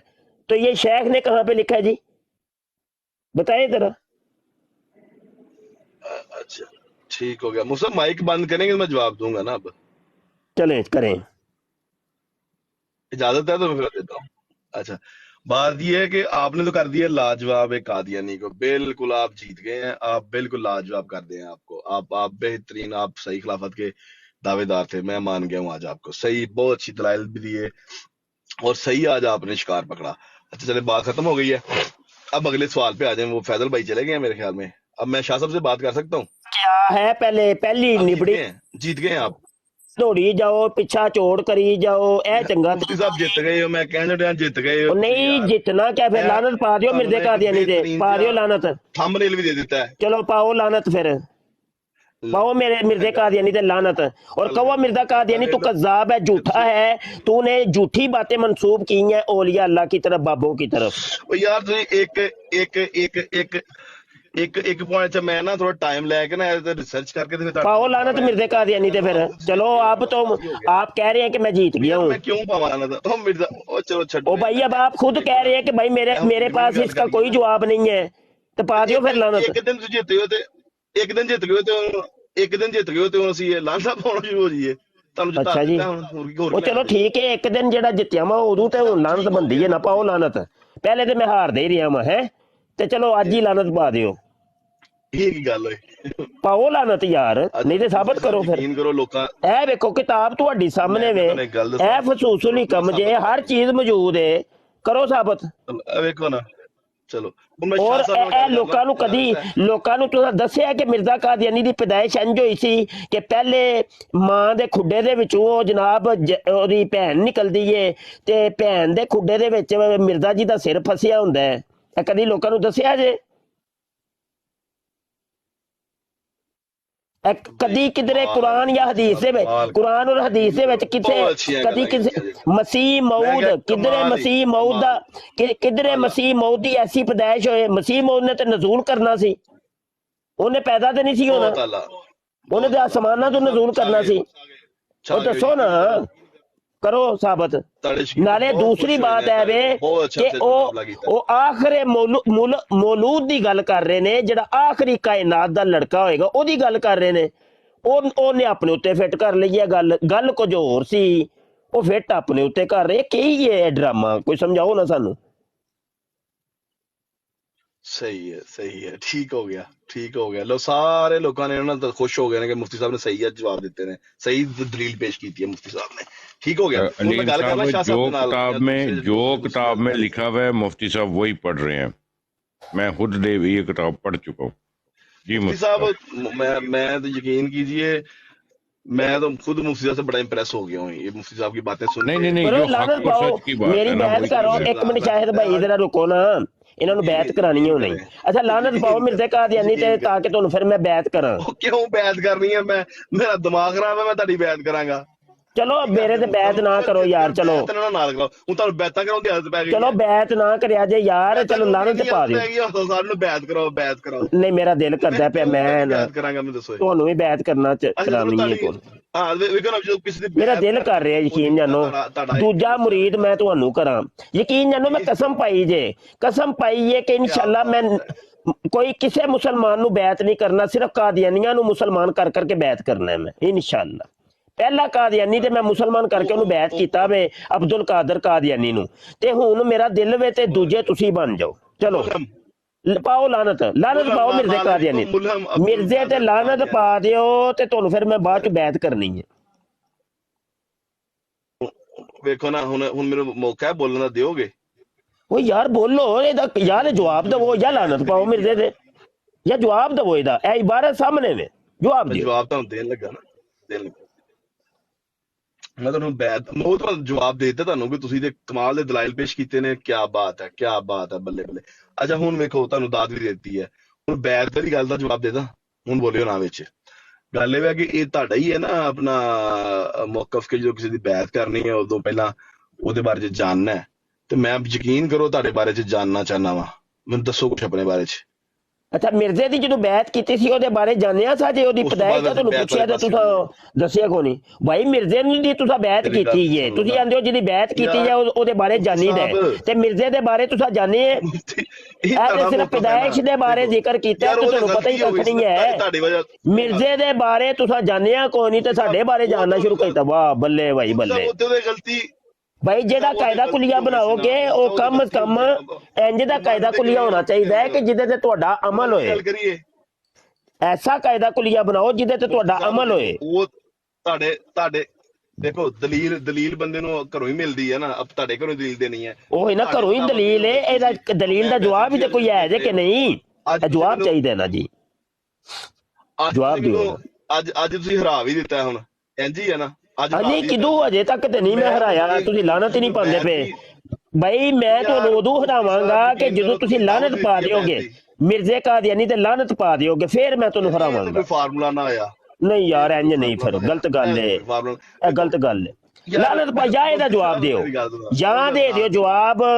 ਤੁਸੀਂ ਦੰਦੀਆਂ ਕੱਢੀ ਜਾ ਰਹੇ ਹੋ ਪਹੁੰਚੋ ਕੇ। ਦੰਦੀਆਂ ਕੱਢਣ ਨਾਲ ਤੇ ਨਹੀਂ ਮਜ਼ਹਬ ਸੱਚੇ ਸਾਬਤ ਹੁੰਦੇ ਭਾਈ। ਇੱਧਰ ਵੇਖੋ, ਦੰਦੀਆਂ ਕੱਢਣ ਨਾਲ ਮਜ਼ਹਬ ਸੱਚੇ ਸਾਬਤ ਨਹੀਂ ਹੁੰਦੇ, ਜਵਾਬ ਦੇਣਾ ਪੈਂਦਾ ਹੈ। ਵੇਖੋ ਚਲੋ ਮੈਂ ਤੁਹਾਨੂੰ ਜਵਾਬ ਦਿੰਦਾ। ਦੇਖੋ ਤੁਸੀਂ ਮੈਨੂੰ ਬੈਤ ਦੀ ਦਾਵਤ ਦਿੱਤੀ ਹੈ ਨਾ, ਹੁਣ ਦਵੋ ਜਵਾਬ। ਉਹਦੇ ਬਾਰੇ ਸੋਚ ਰਿਹਾ ਵਾਂ ਕਿ ਮੈਂ ਇਸ ਬਾਰੇ ਚ ਜਾਵਾਂ। ਮੈਂ ਸੋਚਣ ਡਿਆ ਵਾਂ ਤੁਹਾਡੀ ਬੈਤ ਕਰਨ ਦੇ ਬਾਰੇ ਚ।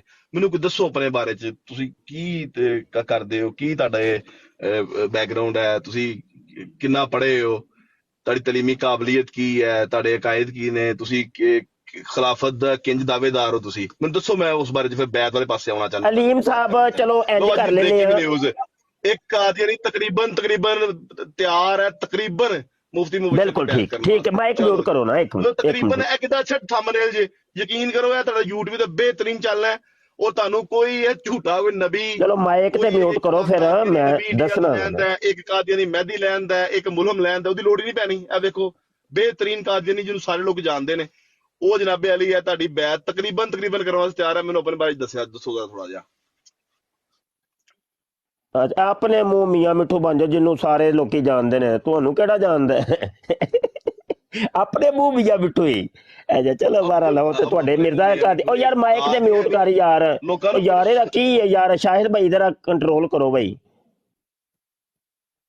ਅੱਛਾ, ਆਪਣੇ ਮੂੰਹ ਮੀਆਂ ਮਿੱਠੂ। ਮਿਰਜ਼ਾ ਕਾਦੀਆਨੀ ਦੀ ਇੱਕ ਪੁਰਾਣੀ ਕਰਤੂਤ ਸੀ, ਉਹ ਵੀ ਆਪਣੇ ਮੂੰਹ ਮੀਆਂ ਮਿੱਠੂ ਬਣੀ ਜਾਂਦਾ ਸੀ। ਅੱਛਾ, ਗੱਲ ਹੈ ਵੇ ਕਿ ਤੁਸੀਂ ਆਂਦੇ ਪਏ ਕਿ ਬੈਤ ਉਹਦੀ ਹੁੰਦੀ ਹੈ ਕਿ ਜਿਹਦੇ ਬਾਰੇ ਕੁਝ ਜਾਣਾਂਗੇ ਤੇ ਫਿਰ ਬਾਅਦ ਚ ਬੈਤ। ਕਿਆ ਤੁਸੀਂ ਮਿਰਜ਼ੇ ਕਾਦੀਆਨੀ ਦੇ ਬਾਰੇ ਜਾਣਿਆ ਸਾਡੇ ਕੋ ਪੈਦਾ ਕਿੰਜ ਹੋਇਆ ਸੀ ਤੇ ਮਰਿਆ ਕਿੰਜ ਸੀ? ਉਹਨੇ ਪੂਰੀ ਜ਼ਿੰਦਗੀ ਕਿੰਜ ਗੁਜ਼ਾਰੀ? ਹਾਂਜੀ, ਮਿਰਜ਼ਾ ਕਾਦੀਆਨੀ ਤੇ ਪੂਰੀ ਜ਼ਿੰਦਗੀ ਸ਼ਰਾਬਾਂ ਪੀਂਦਾ ਰਿਹਾ ਤੇ ਕਿਆ ਸ਼ਰਾਬੀ ਦੀ ਬੈਤ ਹੋ ਜਾਂਦੀ ਹੈ? ਮਿਰਜ਼ਾ ਕਾਦੀਆਨੀ ਪੂਰੀ ਜ਼ਿੰਦਗੀ ਜ਼ਨਾਕਾਰੀਆਂ ਕਰਦਾ ਰਿਹਾ, ਕਿਆ ਕਿਸੇ ਜ਼ਾਨੀ ਦੀ ਬੈਤ ਹੋ ਜਾਂਦੀ ਹੈ? ਮਿਰਜ਼ਾ ਕਾਦੀਆਨੀ ਪੂਰੀ ਜ਼ਿੰਦਗੀ ਚੋਰੀਆਂ ਕਰਦਾ ਰਿਹਾ, ਠੱਗੀਆਂ ਲਾਉਂਦਾ ਰਿਹਾ, ਤੇ ਕਿਆ ਕਿਸੇ ਚੋਰ ਤੇ ਠੱਗ ਦੀ ਬੈਤ ਹੋ ਜਾਂਦੀ ਹੈ? ਤੁਹਾਡੀਆਂ ਕਿਤਾਬਾਂ 'ਚ ਸਭ ਕੁਝ ਲਿਖਿਆ ਹੈ, ਤੁਸੀਂ ਤੇ ਕਿਤਾਬਾਂ ਪੜ੍ਹੀਆਂ ਕੋਈ ਨਹੀਂ, ਤੁਹਾਨੂੰ ਤਾਂ ਪਤਾ ਹੀ ਕੱਖ ਨਹੀਂ। ਜੇ ਤੁਸੀਂ ਮੈਨੂੰ ਕਹੋਗੇ ਤੇ ਮੈਂ ਇਹ ਹਵਾਲੇ ਕੱਢ ਦਿਆਂਗਾ। ਹੁਣੇ ਇਹਨਾਂ ਪੈਰਾਂ ਦੇ ਤੁਹਾਨੂੰ ਮੈਂ ਹਵਾਲੇ ਕੱਢ ਕੇ ਦੇ ਦਿਆਂਗਾ। ਤੇ ਪਹਿਲੇ ਤੇ ਜਿਹਦੀ ਬੈਤ ਤੁਸੀਂ ਕੀਤੀ ਸੀ ਉਹਦੀ ਬੈਤ ਤੜਵਾਣੀ ਹੈ ਨਾ ਸੀ। ਤੁਹਾਨੂੰ ਹਵਾਲੇ ਦੇ ਕੇ ਤੁਹਾਡਾ ਜ਼ੇਨ ਬਿਲਕੁਲ ਸਾਫ਼ ਕਰਾਂਗੇ। ਉਸ ਤੋਂ ਬਾਅਦ ਮੈਂ ਆਪਣੀ ਬੈਅਤ ਦੇ ਵਿੱਚ ਲੈਣ ਤੋਂ ਪਹਿਲੇ ਆਪਣੇ ਬਾਰੇ ਤੁਹਾਨੂੰ ਦੱਸਾਂਗਾ। ਮੇਰਾ ਵਾਅਦਾ ਰਿਹਾ ਇਨਸ਼ਾਅੱਲਾ। ਪਹਿਲੇ ਤੇ ਮੈਂ ਤੁਹਾਡੀ ਪਿਛਲੀ ਬੈਅਤ ਤੜਵਾਣੀ ਹੈ ਨਾ। ਮਾਈਕ ਮਿਊਟ ਐ ਏਡੀ ਜਲਦੀ ਨਹੀਂ ਦੰਦੀਆਂ ਬਾਅਦ ਚੋਂ ਕੱਢਿਆ ਜੇ। ਮਾਈਕ ਅਜੇ ਮਿਊਟ ਹੀ ਰੱਖੋ। ਹਜੇ ਨਹੀਂ ਯਾਰ ਇਹਨਾਂ ਦਾ ਮਾਈਕ ਮਿਊਟ ਕਰੋ ਬਾਈ। ਮਾਈਕ ਇਹਨਾਂ ਦਾ ਮਿਊਟ ਅੱਜ ਸਾਰਾ ਤੁਸੀਂ ਮਾਈਕ ਇਹਨਾਂ ਦਾ ਮਿਊਟ ਕਰੋ ਬਾਈ। ਗੱਲ ਸੁਣੋ ਨਾ, ਦਾਬੇ ਮਾਰਨੇ ਨੇ ਹੋਮ ਗਰਾਊਂਡ ਤੇ ਹੀ ਹੈ। ਇਹ ਕੀ ਗੱਲ ਹੋਈ? ਸ਼ਾਇਦ ਭਾਈ ਤੁਸੀਂ ਸੌਂ ਗਏ ਹੋ ਸ਼ਾਇਦ। ਨਹੀਂ ਮੁਫਤੀ ਸਾਹਿਬ, ਮੈਂ ਸੁਣਨਾ ਪਿਆ ਤੁਹਾਡੀ ਗੱਲ, ਮੈਂ ਮਿਊਟ ਕਰ ਛੜਿਆ। ਯਾਰ ਅਲੀਮ ਸਾਹਿਬ, ਮੁਫਤੀ ਸਾਹਿਬ ਦੀ ਪੂਰੀ ਗੱਲ ਹੋਣ ਦਿਓ, ਫਿਰ ਆਪਣੇ ਟਾਈਮ ਸੇ ਬੋਲਿਓ ਜੀ ਮੁਫਤੀ ਸਾਹਿਬ। ਅੱਛਾ, ਗੱਲ ਹੈ ਵੇ ਕਿ ਪਹਿਲੇ ਤੇ ਤੁਹਾਡੀ ਪਿਛਲੀ ਬੈਤ ਤੜਾਵਾਂਗੇ ਨਾ। ਤੜਾਵਾਂਗੇ। ਜਦੋਂ ਮੈਂ ਤੁਹਾਨੂੰ ਬੈਤ ਕਰਨ ਲੱਗਾਂਗਾ ਨਾ ਤੇ ਇਨਸ਼ਾਅੱਲਾ ਤਾਲਾ ਜੋ ਤੁਸੀਂ ਮੇਰੇ ਬਾਰੇ ਪੁੱਛੋਗੇ ਇਨਸ਼ਾਅੱਲਾ ਮੈਂ ਤੁਹਾਨੂੰ ਦੱਸਾਂਗਾ। ਫਿਰ ਪਹਿਲੇ ਤਾਂ ਪਿਛਲੀ ਬੈਤ ਤੜਾਣੀ ਹੈ ਨਾ। ਤੇ ਇਹ ਵੇ ਕਿ ਮਿਰਜ਼ਾ ਕਾਦੀਆਨੀ ਜ਼ਾਨੀ ਹੈ, ਤੁਹਾਡਾ ਪੀਰ, ਤੁਹਾਡਾ ਮੁਰਸ਼ਦ, ਉਹ ਸ਼ਰਾਬੀ ਏ, ਉਹ ਰੰਡੀਬਾਜ਼ ਸੀ, ਪੂਰੀ ਜ਼ਿੰਦਗੀ ਚੋਰੀਆਂ ਠੱਗੀਆਂ ਕਰਦਾ ਰਿਹਾ। ਹਵਾਲੇ ਮੇਰੇ ਜ਼ਿੰਮੇ ਨੇ, ਜਦੋਂ ਕਹੋਗੇ ਮੈਂ ਇਨਸ਼ਾਅੱਲਾ ਹਵਾਲੇ ਤੁਹਾਨੂੰ ਹੁਣੇ ਹੀ ਕੱਢ ਦਿਆਂਗਾ।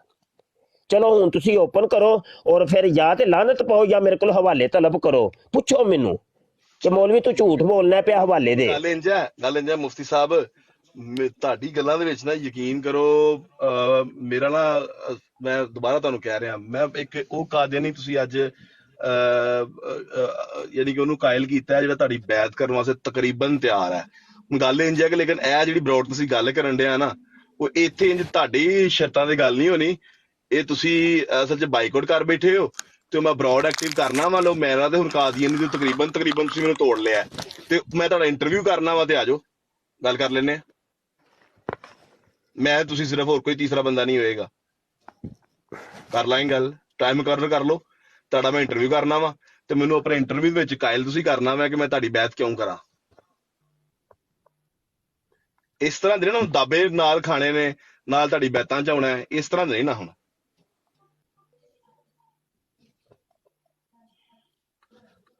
ਹਾਂਜੀ ਦਿੰਦੇ ਹੋ ਇੰਟਰਵਿਊ ਇੱਕ ਗੱਲ ਕਰ ਲਈ ਜੇ ਹੁਣ ਮੈਂ ਬੋਲਣਾ। ਜੀ ਇਹ ਬੋਲਣਾ ਹੀ ਤੁਸੀਂ, ਤੁਹਾਨੂੰ ਤੇ ਪੁੱਛਣ ਦੀ ਲੋੜ ਹੀ ਕੋਈ ਨਹੀਂ ਹੈ। ਤੁਸੀਂ ਜਦੋਂ ਮਰਜ਼ੀ ਮੈਨੂੰ ਮਿਊਟ ਕਰੋ, ਜਦੋਂ ਮਰਜ਼ੀ ਬੋਲੋ। ਲੋ ਤੁਸੀਂ ਤੇ ਜੰਗਲ ਦੇ ਬਾਦਸ਼ਾਹ ਹੋ, ਆਂਡਾ ਦਿਓ ਬੱਚਾ ਦਿਓ। मुफ्ती साहब हाल ही ना लो, करो जी। अलीम साहब बात जो है ना तमीज से करें तो आपको भी उतना ही टाइम कोई दिया गल नहीं, जाएगा। कोई गल नहीं भाई, कोई गल नहीं शायद भाई, कोई गल जी बस ਇਹ ਕਿ ਅਸੂਲ ਦੇ ਨਾਲ ਹੋਣਾ ਚਾਹੀਦਾ ਹੈ ਕਿ ਆਪਣਾ ਮਾਈਕ ਫਿਰ ਮਿਊਟ ਕਰੋ ਜਦੋਂ ਫਿਰ ਮੈਂ ਗੱਲ ਕਰ ਰਿਹਾ ਹਾਂ, ਵਿੱਚ ਇਹ ਨਹੀਂ ਬੋਲਣਗੇ। ਇਹਨਾਂ ਦੀ ਗੱਲ 'ਚ ਮੈਂ ਨਹੀਂ ਬੋਲਿਆ। ठीक हो। ਅੱਛਾ ਗੁਜ਼ਾਰਿਸ਼ ਹੈ ਵੇ ਕਿ ਦੇਖੋ ਇਸ ਬਰਾੜ ਤੇ ਕੀ ਹੈ ਜੀ, ਤੁਹਾਡੀ ਬਰਾੜ ਤੇ ਅਨੋਖਾ ਕੋਈ ਕੰਮ ਹੋਣਾ ਹੈ। ਉੱਥੇ ਜਾ ਕੇ ਕਿਆ ਮਿਰਜ਼ਾ ਕਾਦੀਆਨੀ ਦਾ ਉਹ ਟੱਟੀ ਮੂਤਰ ਰੁਕ ਜਾਣਾ। ਉਹ ਭਾਈ ਉਹ ਇੱਕ ਬੰਦਾ 100 ਦਫਾ ਦਿਨ ਔਰ ਰਾਤ ਟੱਟੀ ਦੇ ਮੂਤਰ ਕਰਦਾ ਰਿਹਾ ਔਰ ਉਹ ਆਂਦਾ ਮੇਰਾ ਨਿਸ਼ਾਨ ਹੈ, ਮੇਰਾ ਮੌਜੂਦ ਹੈ। ਉਹਨੂੰ ਪਾਗਲਪਣੀ ਦੇ ਦੌਰੇ ਪੈਂਦੇ ਸਨ। ਉਹ ਕਹਿੰਦਾ ਮੇਰਾ ਮੌਜੂਦ ਹੈ, ਮੇਰਾ ਨਿਸ਼ਾਨ ਹੈ। ਹਦੀਸ ਦੇ ਵਿੱਚ ਦਾ ਜ਼ਿਕਰ ਹੈ, ਉਹ ਹਦੀਸਾਂ ਪੜ੍ਹ ਕੇ ਸਾਬਤ ਕਰਦਾ ਹੁੰਦਾ ਸੀ ਇਹ ਮੇਰਾ ਨਿਸ਼ਾਨ ਹੈ। पागलपनी दे 2 जर्द चादर, मसीह की 2 जर्द चादरों से मुराद वो ये लेता है कि मेरे जिस्म की 2 बीमारियां, एक मुझे पागलपनी के दौरे पड़ते हैं, एक दिन और रात में 100 दफा टट्टी मूत्र मेरी निकलती है। मिर्जा कादियानी शराबें पीता था, मिर्जा कादियानी फीम खाता रहा पूरी जिंदगी, मिर्जा कादियानी भंग पीता था, मिर्जा गुलाम कादियानी रंडीबाज सा ज़नाकार आदमी था। तुम लोगों की किताबों के अंदर लिखा हुआ है। भाई करो ना इस बराड़ के ऊपर क्या है, ये क्या तरीका है? उधर जाके क्या कोई अनोखे कोई बातें करनी है आपने? करें, इधर मौजूद है, आप बात कर रहे हैं और इतने लोग बैठ के सुन रहे हैं। और इतने लोग देखो, उनको कायल कर लो कि बैतें हो जाएंगी, इधर ये सारे तुम्हारी जमात में चले जाएंगे। हैं, करो साबित। या फिर दूसरी सूरत यह है कि मिर्ज़ा कादियानी पे आज डालो लानत। मैंने तो अभी सिर्फ एक हवाला दिया है, उसी के ऊपर आप जनाब की हवा टाइट हो गई है। सिर्फ एक हवाला, रूहानी खज़ाइन जिल्द 15 सफ़ा 482 और 83। अभी नई पटारी तो मैंने खोली नहीं, और उसके ऊपर भी मैंने मुंह मांगे इनाम का ऐलान कर दिया है। हिम्मत करें, ये कोई थोड़ा पानी पैरों के भार भाईदा हुंदा है। निकलो बाहर, करो जवाब दियो जी अलीम साहब। ਵੈਰੀ ਗੁੱਡ, ਕੀ ਬਾਤ ਹੈ। ਤੁਸੀਂ ਸਭ ਛਾ ਨਹੀਂ ਗਏ ਅੱਜ ਤੁਸੀਂ। ਹੁਣ ਤੁਸੀਂ ਕੀ ਕਰਨਾ ਕੀ ਜੇ, ਹੁਣ ਤੁਹਾਨੂੰ ਮੈਂ ਦੱਸਦੇ ਬੈਠਾ ਵਾਂ कि अब आपने तो बड़े अच्छे आज दलाइल पेश किए हैं, क्या बात है, आपने तो दिल जीत लिया मुफ्ती साहब। मुफ्ती साहब बात ऐसे है कि अब आपने मुझे कायल करना है अपनी बैत के लिए।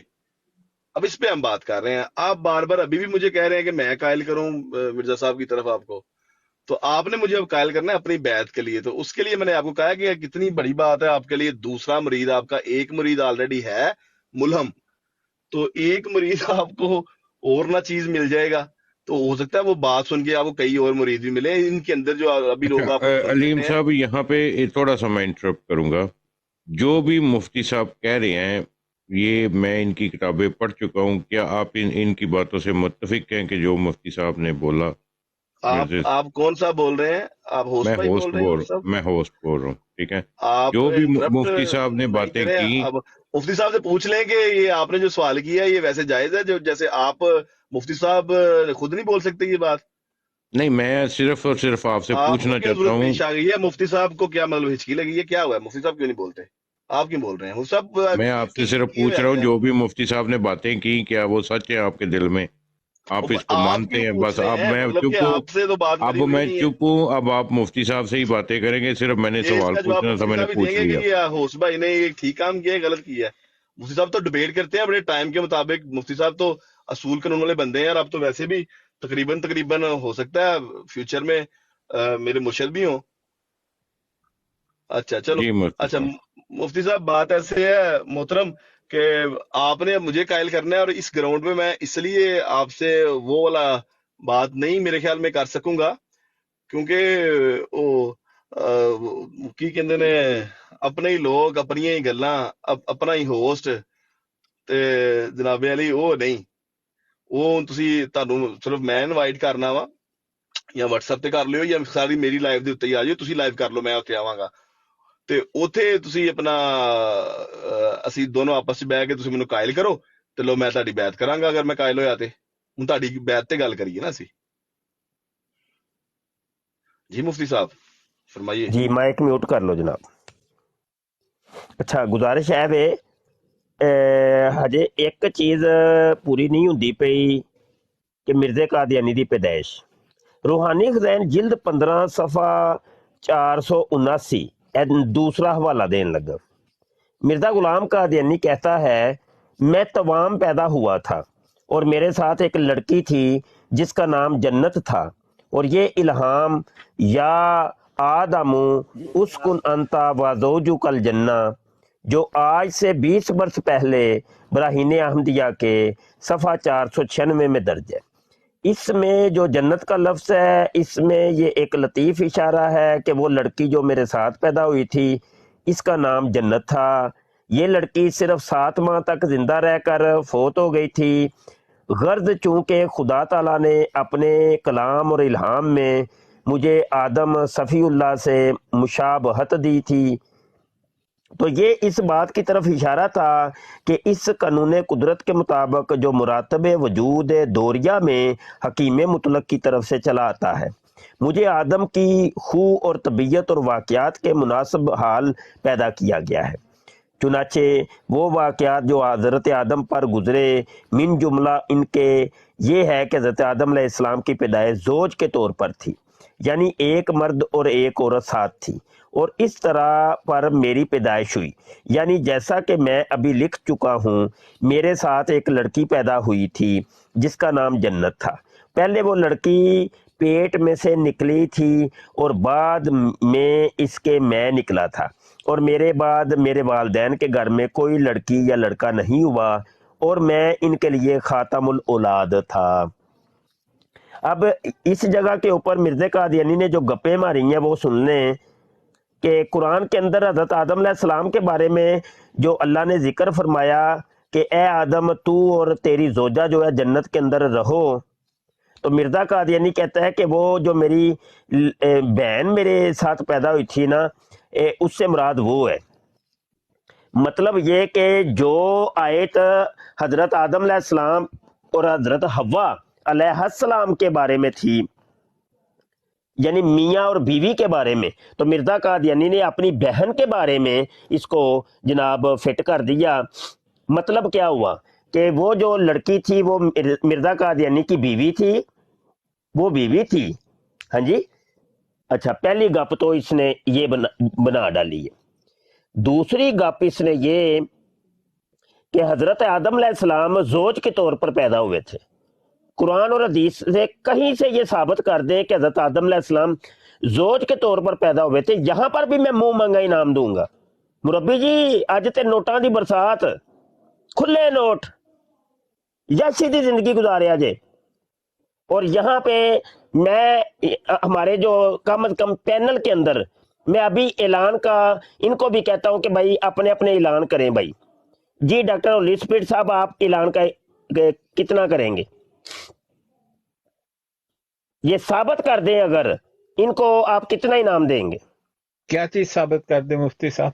साबित ये करना है कि हजरत आदम अलैहिस्सलाम की जो पैदाइश थी जोज के तौर पर हुई थी, यानी वो जड़वा पैदा हुए थे हजरत आदम अलैहिस्सलाम। अगर साबित कर दें तो $1,00,000 उसी वक्त किसी करेंसी में बगैर किसी सवाल किए। $1,00,000 आका का गुलाम, आप ऐलान करें भाई। जी मैं यूएई में हूँ और 50,000 दिरहम जो है ना मिल जाएंगे इंशाल्लाह। जी आमिर मिर्जा, आप ऐलान करना चाहेंगे? जी सर, मैं साउथ अफ्रीका में होता हूँ, मैं सर इनको 10,000 रेंट दे सकता हूँ। राव नईम, आपको ऐलान करना चाहें? मैं जी होली स्पिरिट के साथ बराबर कर देता हूँ, $1,00,000 देता हूँ अगर ये साबित कर दे तो। नुमान साहब, आपको ऐलान करेंगे? जी शाह जी, $1,00,000 पाकिस्तानी। उमर साहब हैं कोई नीचे बैठे, आपको ऐलान करना चाहेंगे? 5,000 दिरहम, 5,000 यूएई के दिरहम। लो जी, ये कैलकुलेट कर लें कितना पैसा बना है और मेरी तरफ से मुंह मंगा इनाम सरे दस सभी हवाला ले आओ और ऊपर से जनाब इतना पैसा तुम्हें मिलेगा। चल भाई मुरब्बी, चल शुरू हो जा। माइक मैं म्यूट करने लगा।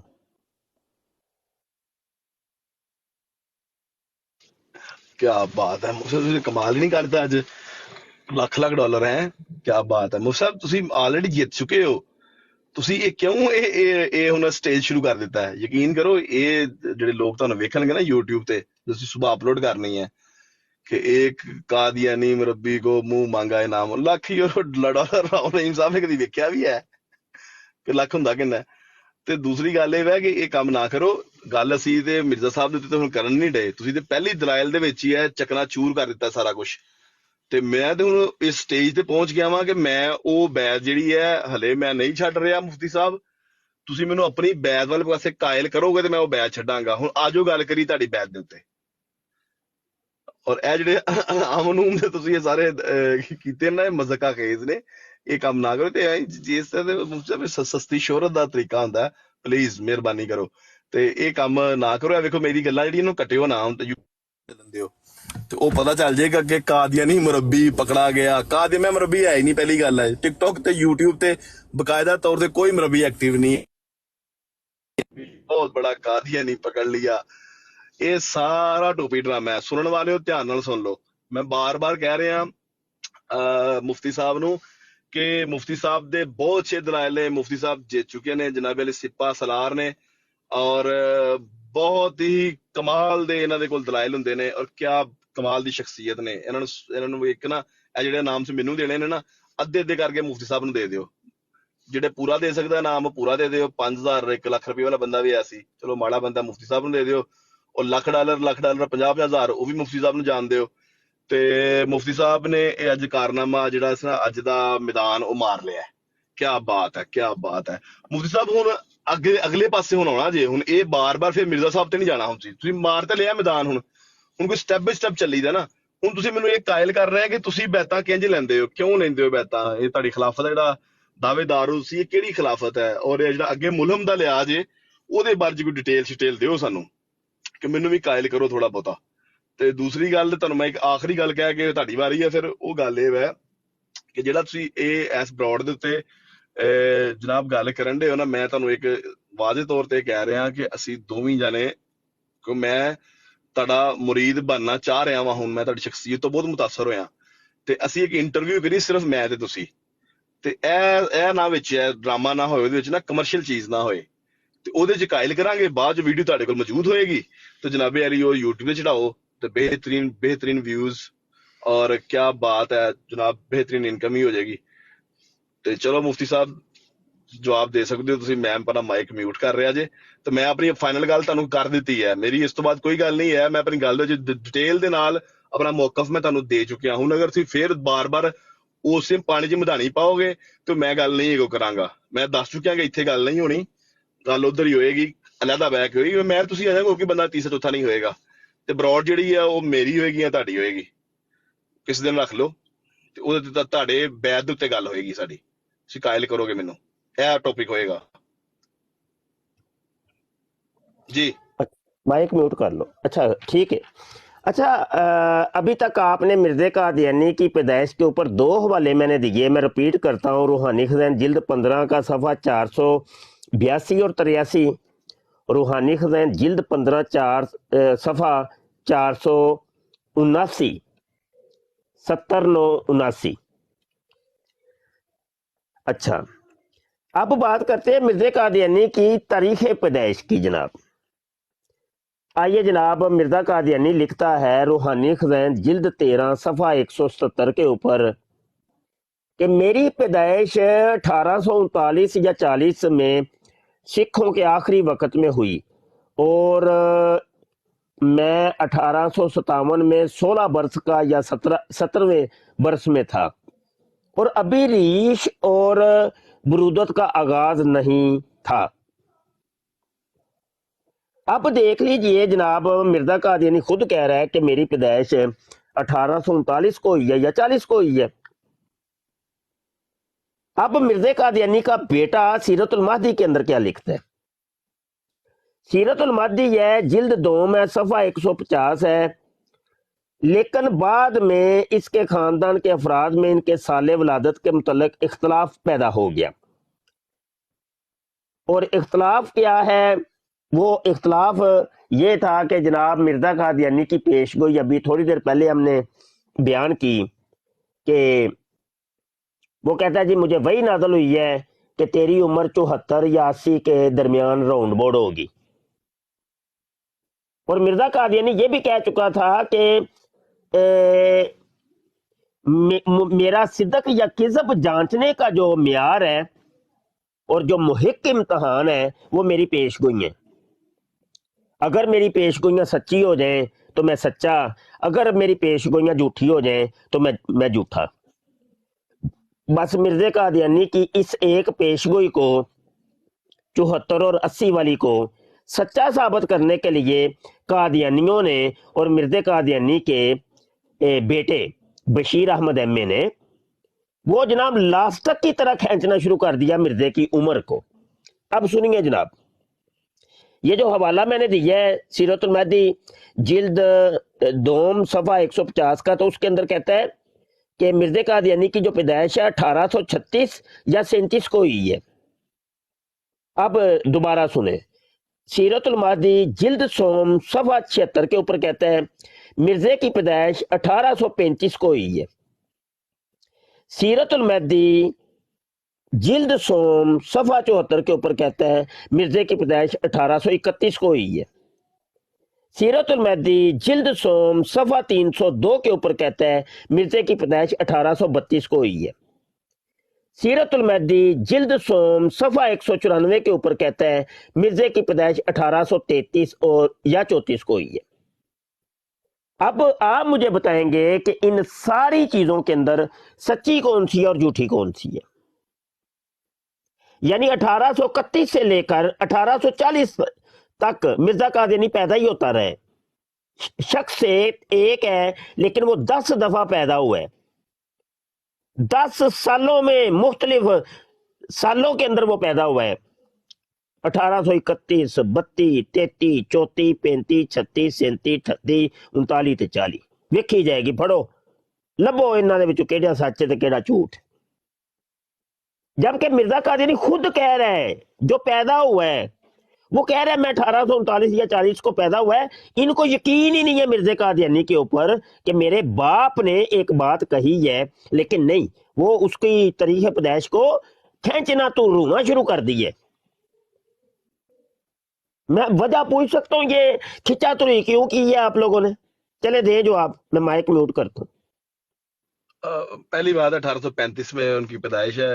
ये आप गूगल कर लें, गूगल के ऊपर लिखा हुआ है। ये लंबी चौड़ी गल कोई नहीं है मुफ्ती साहब।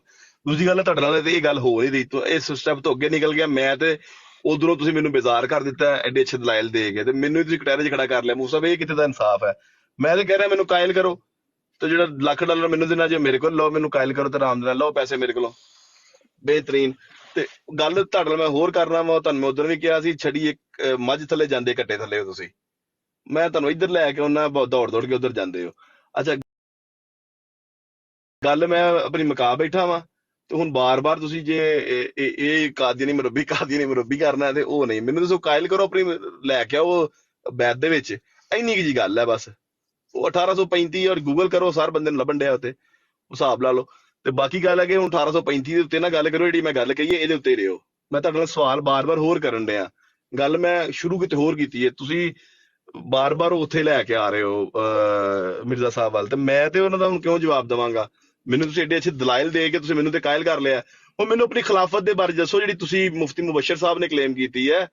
ਮੈਨੂੰ ਉਹ 3 ਕਾਦੀਆਨੀ ਜਿਹੜੇ ਨਬੀ ਤੁਸੀਂ ਬਿਠਾਏ ਸਨ, ਇੱਕ ਮੁਲਹਮ ਤੇ 2 ਨਬੀ YouTube ਉੱਤੇ, ਉਹ ਇੰਨੀ ਵੱਡੀ ਵੱਡੀ ਗੁਸਤਾਖੀ ਕਰਨ ਦੇ ਸਨ, ਨਾਉਜ਼ ਬਿल्ला, ਔਰ ਮਤਲਬ ਬਹੁਤ ਸ਼ਦੀਦ ਕਿਸਮ ਦੀ ਗੁਸਤਾਖੀ ਕੀਤੀ ਹੈ। ਤੁਸੀਂ ਉਹ ਵੀਡੀਓ ਅਪਲੋਡ ਕਰਨ ਦੇ ਹੋ ਬਾਰ-ਬਾਰ, ਜਿਹਦੇ ਵਿੱਚ ਉਹ ਰਸੂਲ ਕਰੀਮ ਸੱਲੱਲਾਹੁ ਅਲੈਹਿ ਵਸੱਲਮ ਦੇ ਉੱਤੇ ਇਸ ਤਰ੍ਹਾਂ ਦੀ ਗੱਲਾਂ ਕਰਨ ਦੇ ਰਹੇ ਹੋ।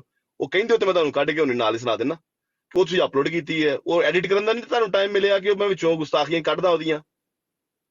ਆਪ ਬੈਕ ਸਟੇਜ ਜਾ ਕੇ ਬਹਿ ਜਾਂਦੇ ਹੋ, ਉਹਨਾਂ ਨੂੰ ਕਹਿੰਦੇ ਹੋ ਕਰੋ ਗੁਸਤਾਖੀਆਂ, ਜ਼ਰਾ ਵਿਊਜ਼ ਸ਼ੂਜ਼ ਲੱਭਣਗੇ। ਇੱਧਰ ਗੱਲ ਕਰੀਏ ਥੋੜੀ, ਮੈਨੂੰ ਕੋਈ ਇੰਟਰਵਿਊ ਦਾ ਮੌਕਾ ਦਿਓ, ਮੈਨੂੰ ਕਾਇਲ ਕਰੋ ਥੋੜਾ ਜਿਹਾ। ਉਹ ਮਿਰਜ਼ਾ ਸਾਹਿਬ ਮਤਲਬ ਤੁਸੀਂ ਮੈਨੂੰ ਬਾਜ਼ਾਰ ਤਕਰੀਬਨ ਕਰ ਦਿੱਤਾ ਆਪਣੇ ਦਲਾਇਲ ਦੇ ਕੇ, ਐਡੇ ਗੁੰਮਦਾ ਦਲਾਇਲ ਤੁਸੀਂ ਪਹਿਲੇ ਦਿੱਤੇ ਸਨ। ਤੇ ਜਨਾਬ ਹੁਣ ਅਗਲੇ ਪਾਸੇ ਤੁਰੀਏ, ਮੈਨੂੰ ਕਿਉਂ ਮੇਰੇ ਕੋਲ ਸਵਾਲ ਕਰਨ ਦੇ ਹੋ ਬਾਰ-ਬਾਰ ਤੁਸੀਂ? ਤੇ ਇਹ ਹੁਣ ਤੁਹਾਨੂੰ ਕਿੰਨੇ ਕੀ ਲੱਭਣਾ ਜੇ ਵਿਊਜ਼ ਦੇ ਵਿੱਚੋਂ? ਤੇ ਹੁਣ ਮੈਂ ਤੁਹਾਨੂੰ ਦੁਬਾਰਾ 2-3 ਦਫਾ ਮੈਂ ਗੱਲ ਕਰ ਚੁੱਕਿਆ, ਮੈਂ ਫੇਰ ਆਪਣੀ ਗੱਲ ਰਿਪੀਟ ਕਰਨਾ, ਮੈਂ ਤੁਹਾਡੇ ਨਾਲ ਗੱਲ ਮੁਕੰਮਲ ਕਰ ਚੁੱਕਿਆ ਵਾਂ। ਮੈਂ ਤੁਹਾਨੂੰ ਇੱਕ ਮੌਜੂ ਦੇ ਚੁੱਕਿਆ ਵਾਂ, ਤੁਸੀਂ ਉਧਰ ਨਹੀਂ ਆਉਣ ਡੇ, ਬਾਰ-ਬਾਰ ਨਹੀਂ ਆਉਣ ਡੇ। 1835 ਚ ਉਹਨਾਂ ਦੀ ਵਫਾਤ ਜੇ, ਆਪਣਾ ਸੌਰੀ ਮਾਜ਼ਰਤ ਪੈਦਾਇਸ਼ ਹੈ, ਇਹ ਗੂਗਲ ਕਰੋ ਉਹਦੇ ਤੇ ਮੌਜੂਦ ਹੈ। ਕੀ ਤੁਸੀਂ ਬਾਰ-ਬਾਰ ਪੁੱਛਣ ਡੇ ਹੋ? ਚਲੋ ਜੀ ਮੁਫਤੀ ਸਾਹਿਬ, ਤੇ ਹੁਣ ਮੇਰੀ ਟੂ ਦੀ ਪੁਆਇੰਟ ਗੱਲ ਕਰਿਓ ਪਲੀਜ਼, ਜਿਹੜੀ ਗੱਲ ਤੁਹਾਡੇ ਨਾਲ ਮੈਂ ਕੀਤੀ ਹੈ। ਅੱਛਾ ਜੀ, ਅੱਛਾ ਗੂਗਲ ਤੇ ਤੁਹਾਨੂੰ ਯਕੀਨ ਹੈ, ਮਿਰਜ਼ੇ ਤੇ ਯਕੀਨ ਕੋ ਨਹੀਂ। ਮਿਰਜ਼ਾ ਕਹਿੰਦਾ ਪਿਆ ਮੇਰੀ ਪੈਦਾਇਸ਼ ਜਿਹੜੀ 1839 ਤੇ 40 ਨੂੰ ਹੋਈ ਏ। ਗੂਗਲ ਸੱਚੀ ਕਿ ਮਿਰਜ਼ਾ ਕਾਦੀਆਨੀ ਸੱਚਾ? ਇਹਦਾ ਮਤਲਬ ਮਿਰਜ਼ੇ ਨੂੰ ਤੁਸੀਂ ਕਜ਼ਾਬ ਮੰਨਦੇ ਹੋ, ਬਸ ਬੋਲਦੇ ਨਹੀਂ ਤੁਸੀਂ। ਹੈ ਅਲੀਮ ਸਾਹਿਬ, ਮਿਰਜ਼ੇ ਨੂੰ ਮੰਨਦੇ ਆ ਤੁਸੀਂ ਅੰਦਰ ਅੰਦਰ। ਮਿਰਜ਼ਾ ਕਜ਼ਾਬ ਹੈ, ਝੂਠਾ ਹੈ, ਫਰਾਡੀ ਹੈ, ਤੁਸੀਂ ਮੰਨਦੇ ਹੈ ਉਹ। ਤੁਹਾਨੂੰ ਹੁਣ ਗੂਗਲ ਤੇ ਯਕੀਨ ਆਣੇ ਸ਼ੁਰੂ ਹੋ ਗਏ ਨੇ। ਗੂਗਲ ਤੇ ਤੁਹਾਡਾ ਈਮਾਨ ਹੈ ਵੇ, ਲੇਕਿਨ ਤੁਹਾਡਾ ਈਮਾਨ ਮਿਰਜ਼ੇ ਕਾਦੀਆਨੀ ਤੇ ਕੋਣੀ ਜੇ ਹੈ। ਹਾਂਜੀ ਅੱਛਾ ਚਲੋ ਕੋਈ ਗੱਲ ਨਹੀਂ। ਤੇ ਇੱਕ ਪੁੱਛਣਾ ਸੀ ਯਾਰ, ਕੀ ਰੌਲਾ ਪੈ ਗਿਆ? ਮਿਰਜ਼ਾ ਕਾਦੀਆਨੀ ਕਹਿੰਦਾ ਹੈ ਪਿਆ ਰੂਹਾਨੀ ਖਜ਼ਾਨ ਜਿਲਦ 13 ਬਲਕਿ ਸੋਰੀ जिल्द 15 सफ़ा 273 ਦੇ ਉੱਤੇ ਕਹਿੰਦਾ है हमारे खानदान की कौमियत जाहिर है और वो ये कि वो कौम के बरलास मुगल हैं। कहता है कि मैं मुगल हूँ, और यही बात उसने रूहानी खज़ान जिल्द 22 सफ़ा 209 के ऊपर भी कही है, और यही बात उसने रूहानी खज़ान जिल्द 21 सफ़ा 363 के ऊपर भी कही है कि मैं मुगल हूँ। लेकिन मिर्जा कादियानी जब रूहानी खजान जिल्द 22 सफ़ा 81 के ऊपर पहुंचता है ना, तो पता है क्या कहता है?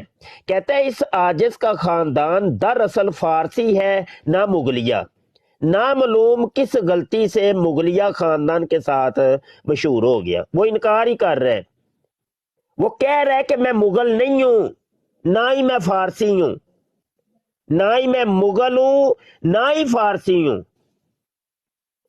बताइए कि मिर्जा कादियानी फिर क्या था? मिर्जा कहते हैं मुगल को, मुगल फैमिली के लोग मिर्जा कहलाते हैं या बेग कहलाते हैं। मिर्जा खुद कह रहा है कि नामालूम ये किस गलती की वजह से हमारा खानदान मुगलिया खानदान मशहूर हो गया, मैं मुगल नहीं हूं। दें जो आप इसका, चलें माइक ओपन करें। ਬਹੁਤ ਆਲਾ, ਬਹੁਤ ਆਲਾ ਮੁਫਤੀ ਸਾਹਿਬ, ਅੱਜ ਤੇ ਕਮਾਲ ਹੀ ਕਰ ਰਹੇ ਹੋ, ਜਿਹੜੇ ਅੱਛੇ ਅੱਛੇ ਦਲਾਇਲ ਤੇ ਲੈ ਕੇ ਆ ਰਹੇ ਹੋ ਤੁਸੀਂ ਕਿ ਮਿਰਜ਼ਾ ਤੇ ਮੁਗਲ। ਅੱਛਾ ਮੁਫਤੀ ਸਾਹਿਬ, ਮੈਂ ਇਜਾਜ਼ਤ ਚਾਹਾਂਗਾ, ਤੁਹਾਨੂੰ ਨਾਰਾ ਮਾਰਨ ਦੀ ਪੂਰੀ ਮੈਂ ਦਵਾਂਗਾ, ਜਨਾਬੇ ਅਲੀ ਮੌਕਾ ਦਵਾਂਗਾ। ਤੁਸੀਂ ਨਾਰਾ ਮਾਰਨਾ ਹੈ ਕਿ ਕਾਦੀਆਨੀ ਦੌੜ ਗਿਆ, ਠੀਕ ਹੈ? ਮੇਰੇ ਵੱਲੋਂ ਇਜਾਜ਼ਤ ਹੈ, ਮੈਂ ਤੁਹਾਡੇ ਨਾਲ ਗੱਲ ਮੁਕੰਮਲ ਕਰ ਚੁੱਕਿਆ ਵਾਂ। ਹੁਣ ਤੁਸੀਂ ਮੈਨੂੰ ਮੈਸੇਜ ਕਰਕੇ ਨਾ ਇੱਕ ਟਾਈਮ ਦੱਸ ਦੇਣਾ, ਮੈਂ ਕਿ ਮੈਨੂੰ ਤੁਸੀਂ ਕਾਇਲ ਕਰਨਾ ਹੈ। ਤੇ ਮੁਫਤੀ ਸਾਹਿਬ ਫੀ ਮਾਨਿਲਾ, ਤੁਹਾਡੇ ਨਾਲ ਗੱਲ ਹੋਏਗੀ। ਹੁਣ ਮੈਂ ਆਪਣੀ ਗੱਲ ਮੁਕੰਮਲ ਕਰ ਚੁੱਕਿਆ, ਹੁਣ ਨਾਰਾ ਵੀ ਮਾਰਨਾ, ਜਿਹਦੇ ਖੁਸ਼ ਵੀ ਹੋਣਾ ਹੈ, ਸਾਰੇ ਲੋਕਾਂ ਨੂੰ ਦੱਸਣਾ ਹੈ ਕਿ ਵੇਖਿਆ ਜੇ ਲਾਜਵਾਬ ਕਰਕੇ ਭੇਜਿਆ ਹੈ, ਤੇ YouTube ਤੇ ਤੁਹਾਨੂੰ ਬਿਹਤਰੀਨ ਦਾ ਰਿਸਪੌਂਸ ਆਏਗਾ। ਓਕੇ ਜੀ।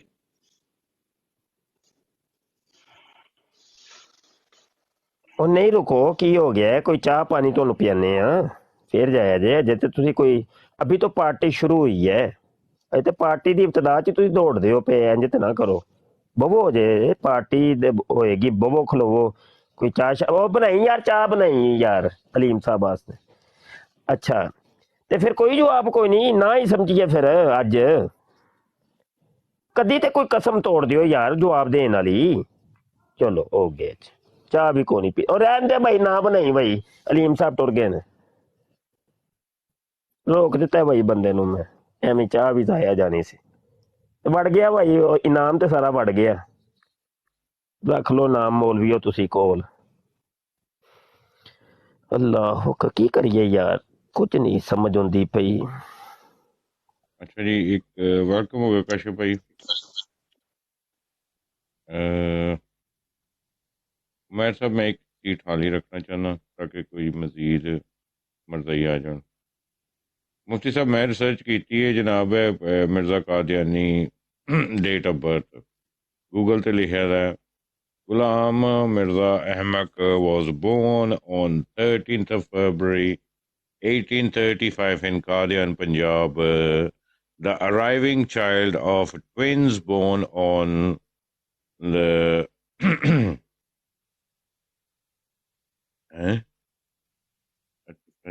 Mughal family. ਇਹ ਮੁਗਲ ਬਰਲਾਸ ਫੈਮਿਲੀ 'ਚ ਪੈਦਾ ਹੋਇਆ ਸੀ ਜੀ, ਗੂਗਲ ਇਹ ਦੱਸ ਰਹੀ ਹੈ ਜੀ। ਨੈਕਸਟ ਮਰਜ਼ਈ ਕਾਲ ਪਾਈ। ਇਹ ਵੇ ਕਿ ਗੂਗਲ ਸੱਚ ਬੋਲਦੀ ਹੈ ਨਾ ਭਈ, ਜਿਹੜਾ ਜਿਸ ਕੌਮ ਦਾ ਨਾ ਹੋਏ, ਉਹਦਾ ਬਾਪ ਉਹ ਨਾ ਹੋਏ, ਤੇ ਉਹਨੂੰ ਲੋਕੀ ਹਰਾਮੀ ਕਹਿੰਦੇ ਨੇ, ਵਲਦੁਲ ਹਰਾਮ ਕਹਿੰਦੇ ਨੇ। ਹੁਣ ਇੱਕ ਬੰਦਾ ਹੈ ਹੀ ਨਹੀਂ ਮੁਗਲ, ਉਹਦਾ ਬਾਪ ਮੁਗਲ ਹੀ ਨਹੀਂ ਸੀ, ਉਹ ਖੁਦ ਕਹਿੰਦਾ ਪਿਆ, ਮੈਂ ਹਵਾਲਾ ਦਿੱਤਾ ਹੈ ਉਹਨੂੰ। ਅਗਰ ਇਹ ਗੂਗਲ ਕਹਿੰਦੀ ਹੈ ਪਈ ਕਿ ਉਹ ਮੁਗਲ ਹੈ, ਤੇ ਇਹਦਾ ਮਤਲਬ ਉਹ ਹਰਾਮੀ, ਉਹ ਗੂਗਲ ਗਾਲਾਂ ਕੱਢਦੀ ਹੈ ਪਈ ਇਹਨੂੰ, ਉਹ ਕਹਿੰਦੀ ਹੈ ਪਈ ਕਿ ਹਰਾਮੀ ਜੇ। ਗੂਗਲ ਸੱਚ ਬੋਲਦੀ ਪਈ ਭਾਈ। ਹਾਂ ਉਹ ਯਾਰ ਕੀ ਨਾ ਹੈ, ਥੱਲੇ ਬਹਿ ਕੇ ਸੁਣਦੇ ਹੋਣੇ ਹੋ ਤੁਸੀਂ, ਇਹ ਦੱਸਿਆ ਜੇ ਭਾਈ ਗੂਗਲ ਕਹਿੰਦੀ ਹੈ ਪਈ, ਉਹਨੇ ਤਸਦੀਕ ਕਰ ਛੱਡੀ ਹੈ ਕਿ ਮਿਰਜ਼ਾ ਕਾਦੀਆਨੀ ਹਰਾਮੀ ਸੀ। ਹੁਣ ਜਿਹੜਾ ਵੀ ਮਿਰਜ਼ੇ ਨੂੰ ਮੁਗਲ ਕਹੇਗਾ ਨਾ, ਤੇ ਉਹ ਹਰਾਮੀ ਆਪੇ ਸਾਬਤ ਹੋ ਜਾਏਗਾ। ਫੈਸਲਾ ਕਰ ਲਓ ਫਿਰ। ਹੁਣ ਮਿਰਜ਼ਾ ਤੇ ਕਹਿੰਦਾ ਮੈਂ ਮੁਗਲ ਕੋ ਨਹੀਂ ਜੇ, ਇਹ ਗਲਤੀ ਹੈ, ਪਤਾ ਨਹੀਂ ਕੀ ਗਲਤੀ ਹੋ ਗਈ ਹੈ, ਗਲਤ ਮਸ਼ਹੂਰ ਕੀਤਾ ਕਿਸੇ ਨੇ ਕਿਸੇ ਮੁਗਲ। ਫੈਸਲਾ ਤੁਸੀਂ ਕਰਨਾ ਭਾਈ, ਅਸਾਂ ਨਹੀਂ ਕਰਨਾ।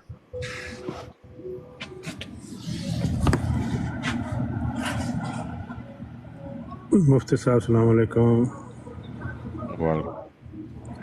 मुफ्ती साहब 1839 से लेकर 1840 तक इसका बाप तो उधर था अफगानिस्तान में, तो ये मिर्ज़ा पैदा कैसे हो गया?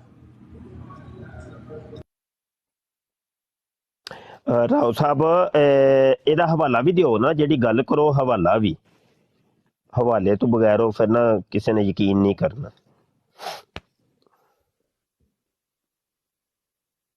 एक मिनट पहले तुसी दसिया सर। नहीं जी मैं नहीं दसिया, क्योंकि पहले भी शायद तुसा ही एक बारी कोई दसिया सी कि इन्नी देर ते ਉਹ ਅਫਗਾਨਿਸਤਾਨ ਪਤਾ ਨਹੀਂ ਰਿਹਾ ਜਾਂ ਕਿਧਰੇ ਰਿਹਾ, ਤੇ ਉਹ ਹਵਾਲਾ ਮੈਨੂੰ ਅਜੇ ਤੱਕ ਲੱਭਿਆ ਕੋ ਨਹੀਂ। ਬਹਰਲ ਚਲੋ ਜੀ, ਮੈਂ ਹੋਲੀ ਸਪਿਰਿਟ ਸਾਹਿਬ ਨੂੰ ਰਿਕੁਐਸਟ ਕਰ ਲੈਣਾ, ਉਹ ਦੇ ਦਿੰਦੇ ਨੇ। ਹਾਂ ਜੀ, ਕਿਸ ਚੀਜ਼ ਦਾ ਹਵਾਲਾ ਰਾਓ ਸਾਹਿਬ? ਇਹ ਜਿਹੜਾ 1839 ਤੋਂ ਲੈ ਕੇ 1842 ਤੱਕ ਮਿਰਜ਼ਾ ਗੁਲਾਮ ਅਹਿਮਦ ਦਾ ਪਿਓ, ਜਿਹੜਾ ਮੂੰਹ ਬੋਲਾ ਪਿਓ ਹੈ ਉਹਦਾ, ਉਹ ਅਫਗਾਨ ਚ ਉੱਥੇ ਆਪਣਾ ਫੌਜ ਚ ਸੀ ਉੱਥੇ ਅਫਗਾਨਿਸਤਾਨ ਚ। ਹਾਂ ਇਹਦੀ 1818 ਚ ਭਰਤੀ ਹੋਏ ਸਿੱਖ ਫੌਜ ਚ। ਤਿੰਨ ਭਰਾ, ਇਹ ਗੁਲਾਮ ਮਹੀਉਦੀਨ, ਗੁਲਾਮ ਹੈਦਰ ਜਿਹੜਾ ਸੀ ਸਭ ਤੋਂ ਛੋਟਾ, ਤੇ ਗੁਲਾਮ ਮੁਰਤਜ਼ਾ। ਇਹ 18 ਸਿੱਖਾਂ ਦੇ ਆਖਰੀ ਦੌਰ ਤੱਕ ਉਹਨਾਂ ਦੀ ਫੌਜ 'ਚ ਹੀ ਸ਼ਾਮਿਲ ਸਨ, ਤੇ ਸਿੱਖਾਂ ਦਾ ਦੌਰ ਖਤਮ ਹੋਇਆ 1849 'ਚ। ਇਹਨਾਂ ਦਾ 50 ਸਾਲ ਦਾ ਦੌਰ ਹੈ, 1790 ਤੋਂ 1849 ਤੱਕ ਦਾ ਦੌਰ ਸਿੱਖਾਂ ਦਾ ਦੌਰ ਕਹਿਲਾਂਦਾ ਹੈ। ਤੇ ਜਦੋਂ ਸਿੱਖਾਂ ਦਾ ਦੌਰ ਖਤਮ ਹੋਇਆ, ਤੇ ਉਸ ਤੋਂ ਬਾਅਦ 10 ਸਾਲ ਦਾ ਇੱਕ ਐਸਾ ਅਰਸਾ ਸੀ ਇਹਨਾਂ ਨੇ ਕਿਸੇ ਫੌਜ 'ਚ ਨੌਕਰੀ ਨਹੀਂ ਕੀਤੀ। ਤੇ ਇੱਕ ਤੁਸੀਂ ਵਿਕੀਪੀਡੀਆ ਗੂਗਲ ਕਰੋ ਤੇ ਉੱਥੇ ਇਹ ਗੱਲਾਂ ਲਿਖੀਆਂ ਨੇ ਗੁਲਾਮ ਮੁਰਤਜ਼ਾ ਦੀ ਬਾਇਓਗ੍ਰਾਫੀ ਦੇ ਅੰਦਰ, ਤੇ ਉਹਦੇ ਥੱਲੇ ਕਾਫੀ ਸਾਰੇ ਰੈਫਰੈਂਸਿਸ ਨੇ ਕਿਤਾਬਾਂ ਦੇ, ਤੇ ਉੱਥੇ ਵੀ ਤੁਸੀਂ ਕਨਫਰਮ ਕਰ ਸਕਦੇ ਹੋ। ਦੂਸਰੀ, ਫਰਸਟ ਅਫਗਾਨ ਵਾਰ ਤੁਸੀਂ ਗੂਗਲ ਕਰੋ। ਫਸਟ ਅਫਗਾਨ ਵਾਰ ਦਾ ਜਿਹੜਾ ਵਕਤ ਹੈ ਨਾ ਜੀ, ਉਹ 1838 ਤੋਂ ਲੈ ਕੇ 18 ਤੱਕ ਦਾ ਹੈ, ਤੇ ਉਹਦੇ ਅੰਦਰ ਹੀ ਇਹ ਗੱਲ ਲਿਖੀ ਹੈ ਕਿ ਸਿੱਖਾਂ ਨਾਲ ਅੰਗਰੇਜ਼ਾਂ ਦਾ ਇੱਕ ਮੁਆਹਦਾ ਹੋਇਆ ਸੀ ਕਿ ਉਹ ਆਪਣੀ ਪੂਰੀ ਫੌਜ ਲੈ ਤੇ ਅੰਗਰੇਜ਼ਾਂ ਨਾਲ ਅਫਗਾਨ ਕੰਪੇਨ ਤੇ ਜਾਣਗੇ। ਉਸ ਫੌਜ 'ਚ ਇਹ ਰਿਸਾਲਦਾਰ ਸੀ, ਜਿਹੜੇ ਮਤਲਬ ਹੁੰਦੇ ਨੇ 5-10 ਬੰਦਿਆਂ ਦੇ ਉੱਤੇ ਰਿਸਾਲਦਾਰ ਇੱਕ ਲੱਗਾ ਹੁੰਦਾ ਹੈ, ਇਹਦਾ ਅਹੁਦਾ ਸੀ। ਇਸ ਤੋਂ ਬਾਅਦ ਇਹ ਸੂਬੇਦਾਰ ਬਣਾਇਆ ਗਿਆ। ਇਸਨੇ ਕੰਪੇਨਸ 'ਚ ਪਸ਼ਾਵਰ ਜਿਹੜਾ ਨਾ, ਉਹ ਅਫਗਾਨ ਕੰਪੇਨ ਦਾ ਬੇਸ ਕੈਂਪ ਸੀ। ਉੱਥੇ ਇਹ ਮੌਜੂਦ ਸੀ 1838 ਤੋਂ 1840 ਤੱਕ। ਜਿਹੜੀ ਐਵੀਡੈਂਸ ਹੈ, ਤੁਸੀਂ ਫਸਟ ਅਫਗਾਨ ਵਾਰ ਕਰੋ ਤੇ ਫਿਰ ਗੁਲਾਮ ਮੁਰਤਜ਼ਾ ਦੀ ਬਾਇਓ ਕਰੋ, ਤੇ ਥੱਲੇ ਬੇਸ਼ੁਮਾਰ ਰੈਫਰੈਂਸਿਸ ਤੁਹਾਨੂੰ ਮਿਲਣਗੇ। ਦੂਸਰੀ ਗੱਲ, ਇਸ ਦੀ ਬਾਇਓ ਦੇ ਅੰਦਰ ਵਿਕੀਪੀਡੀਆ 'ਚ ਇਹ ਕਾਦੀਆਨੀਆਂ ਨੇ ਲਿਖ ਕੇ ਲੌਕ ਕੀਤੇ ਹੋਏ ਨੇ ਜੀ, ਤੁਸੀਂ ਇਹਨਾਂ ਨੂੰ ਐਡਿਟ ਨਹੀਂ ਕਰ ਸਕਦੇ। ਵਿਕੀਪੀਡੀਆ ਕਹਿੰਦਾ ਹੈ ਸਾਨੂੰ ਅਸੀਂ ਉਹਨੂੰ ਭੇਜਾਂਗੇ ਜਿਹਨੇ ਲੌਕ ਕੀਤਾ ਹੈ। ਇਹਨੂੰ ਟਰਸ਼ਰੀ ਲੌਕ ਕਹਿੰਦੇ ਨੇ, ਜਿਹੜਾ ਇਹਨਾਂ ਨੇ ਲੌਕ ਕੀਤਾ ਹੋਇਆ ਹੈ, ਕਿਉਂਕਿ ਲੇਕਿਨ ਗੁਲਾਮ ਮੁਰਤਜ਼ਾ ਦੀ ਬਾਇਓ 'ਚ ਉਹਨੇ ਲਿਖਿਆ ਹੈ ਕਿ ਇਹ 1818 ਤੋਂ ਲੈ ਕੇ ਨਾ 1849 ਤੱਕ ਸਿੱਖ ਫੌਜ 'ਚ ਬਰਾਬਰ ਸੀ, ਸ਼ਰੀਕ ਸੀ, ਤੇ ਇਹ ਇੱਕ ਬ੍ਰੈਕਟ ਉਹਦੇ ਅੰਦਰ ਦਾਇਰਾ ਵੀ ਇਹਨਾਂ ਨੇ ਲਾਇਆ ਹੋਇਆ ਹੈ। ਜੇ ਇਸ ਐਵੀਡੈਂਸ ਨੂੰ ਅਸੀਂ ਐਕਸੈਪਟ ਕਰੀਏ ਤੇ ਸਿੱਖਾਂ ਦੀ ਫੌਜ 1835 'ਚ ਤੇ ਉਹਦਾ ਸਟੇਸ਼ਨ ਸੀ ਪੰਜਾਬ, ਲੇਕਿਨ 1838 ਤੋਂ 1842 ਤੱਕ ਇਹ ਮੁਆਹਦੇ ਦੀ ਖਿਲਾਫਵਰਜ਼ੀ ਹੁੰਦੀ ਜੇ ਉਹਨਾਂ ਸਟੇਸ਼ਨ ਕਾਦੀਆਨ ਹੁੰਦਾ। ਇਹ ਨਾ ਸਟੇਸ਼ਨ, ਇਹਨਾਂ ਦਾ ਬੇਸ ਸਟੇਸ਼ਨ ਪਿਸ਼ਾਵਰ ਸੀ, ਤੇ ਇਸ ਤੋਂ ਬਾਅਦ ਇਹਨਾਂ ਦੀ ਜਿਹੜੀ ਵਾਰ ਹੋ ਰਹੀ ਸੀ ਉਹ ਅਫਗਾਨਿਸਤਾਨ 'ਚ ਹੋ ਰਹੀ ਸੀ। ਤੇ ਤੁਸੀਂ ਦੇਖੋ ਅਫਗਾਨਿਸਤਾਨ ਦਾ ਨਜੀਬੁੱਲਾ ਜਿਹੜਾ ਸੀ, ਕੀ ਨਾਂ ਸੀ, ਨਸਰੁੱਲਾ ਜਾਂ ਨਜੀਬੁੱਲਾ, ਉਹਨੂੰ ਹਟਾ ਕੇ ਇਹਨਾਂ ਨੇ ਇੱਕ ਹੋਰ ਬੰਦਾ ਬਿਠਾਇਆ। 1838, 39, 40 ਤੇ 41 4 ਸਾਲ ਅੰਗਰੇਜ਼ਾਂ ਦਾ ਰਿਹਾ ਅਫਗਾਨਿਸਤਾਨ ਤੇ, 5ਵੇਂ ਸਾਲ ਇਹਨਾਂ ਨੇ ਦੌੜ ਲਾਤੀ ਐਜ਼ ਯੂਜੂਅਲ। ਤੇ ਇਹ ਐਵੀਡੈਂਸ ਜਿਹੜੀ ਹੈ, that's more than sufficient to prove that Mirza Ghulam Murtaza is not the father of Mirza Ghulam Ahmad Qadiani, ਕਿਉਂਕਿ he was not the, ਉੱਥੇ ਹੈ ਹੀ ਨਹੀਂ ਸੀ 1838-18। ਜੇ ਹੈ ਤੇ ਕੋਈ ਇਸ ਤਰ੍ਹਾਂ ਅਸੀਂ ਐਵੀਡੈਂਸ ਪ੍ਰੋਡਿਊਸ ਕਰਨੇ ਆ, ਅਸੀਂ ਤਾਂ ਨਹੀਂ ਲਿਖੀ ਨਾ, ਮੈਂ ਥੋੜੀ ਲਿਖਿਆ, ਇਹਨਾਂ ਨੇ ਲੌਕ ਕੀਤਾ ਹੋਇਆ ਉਹ ਵਿਕੀਪੀਡੀਆ।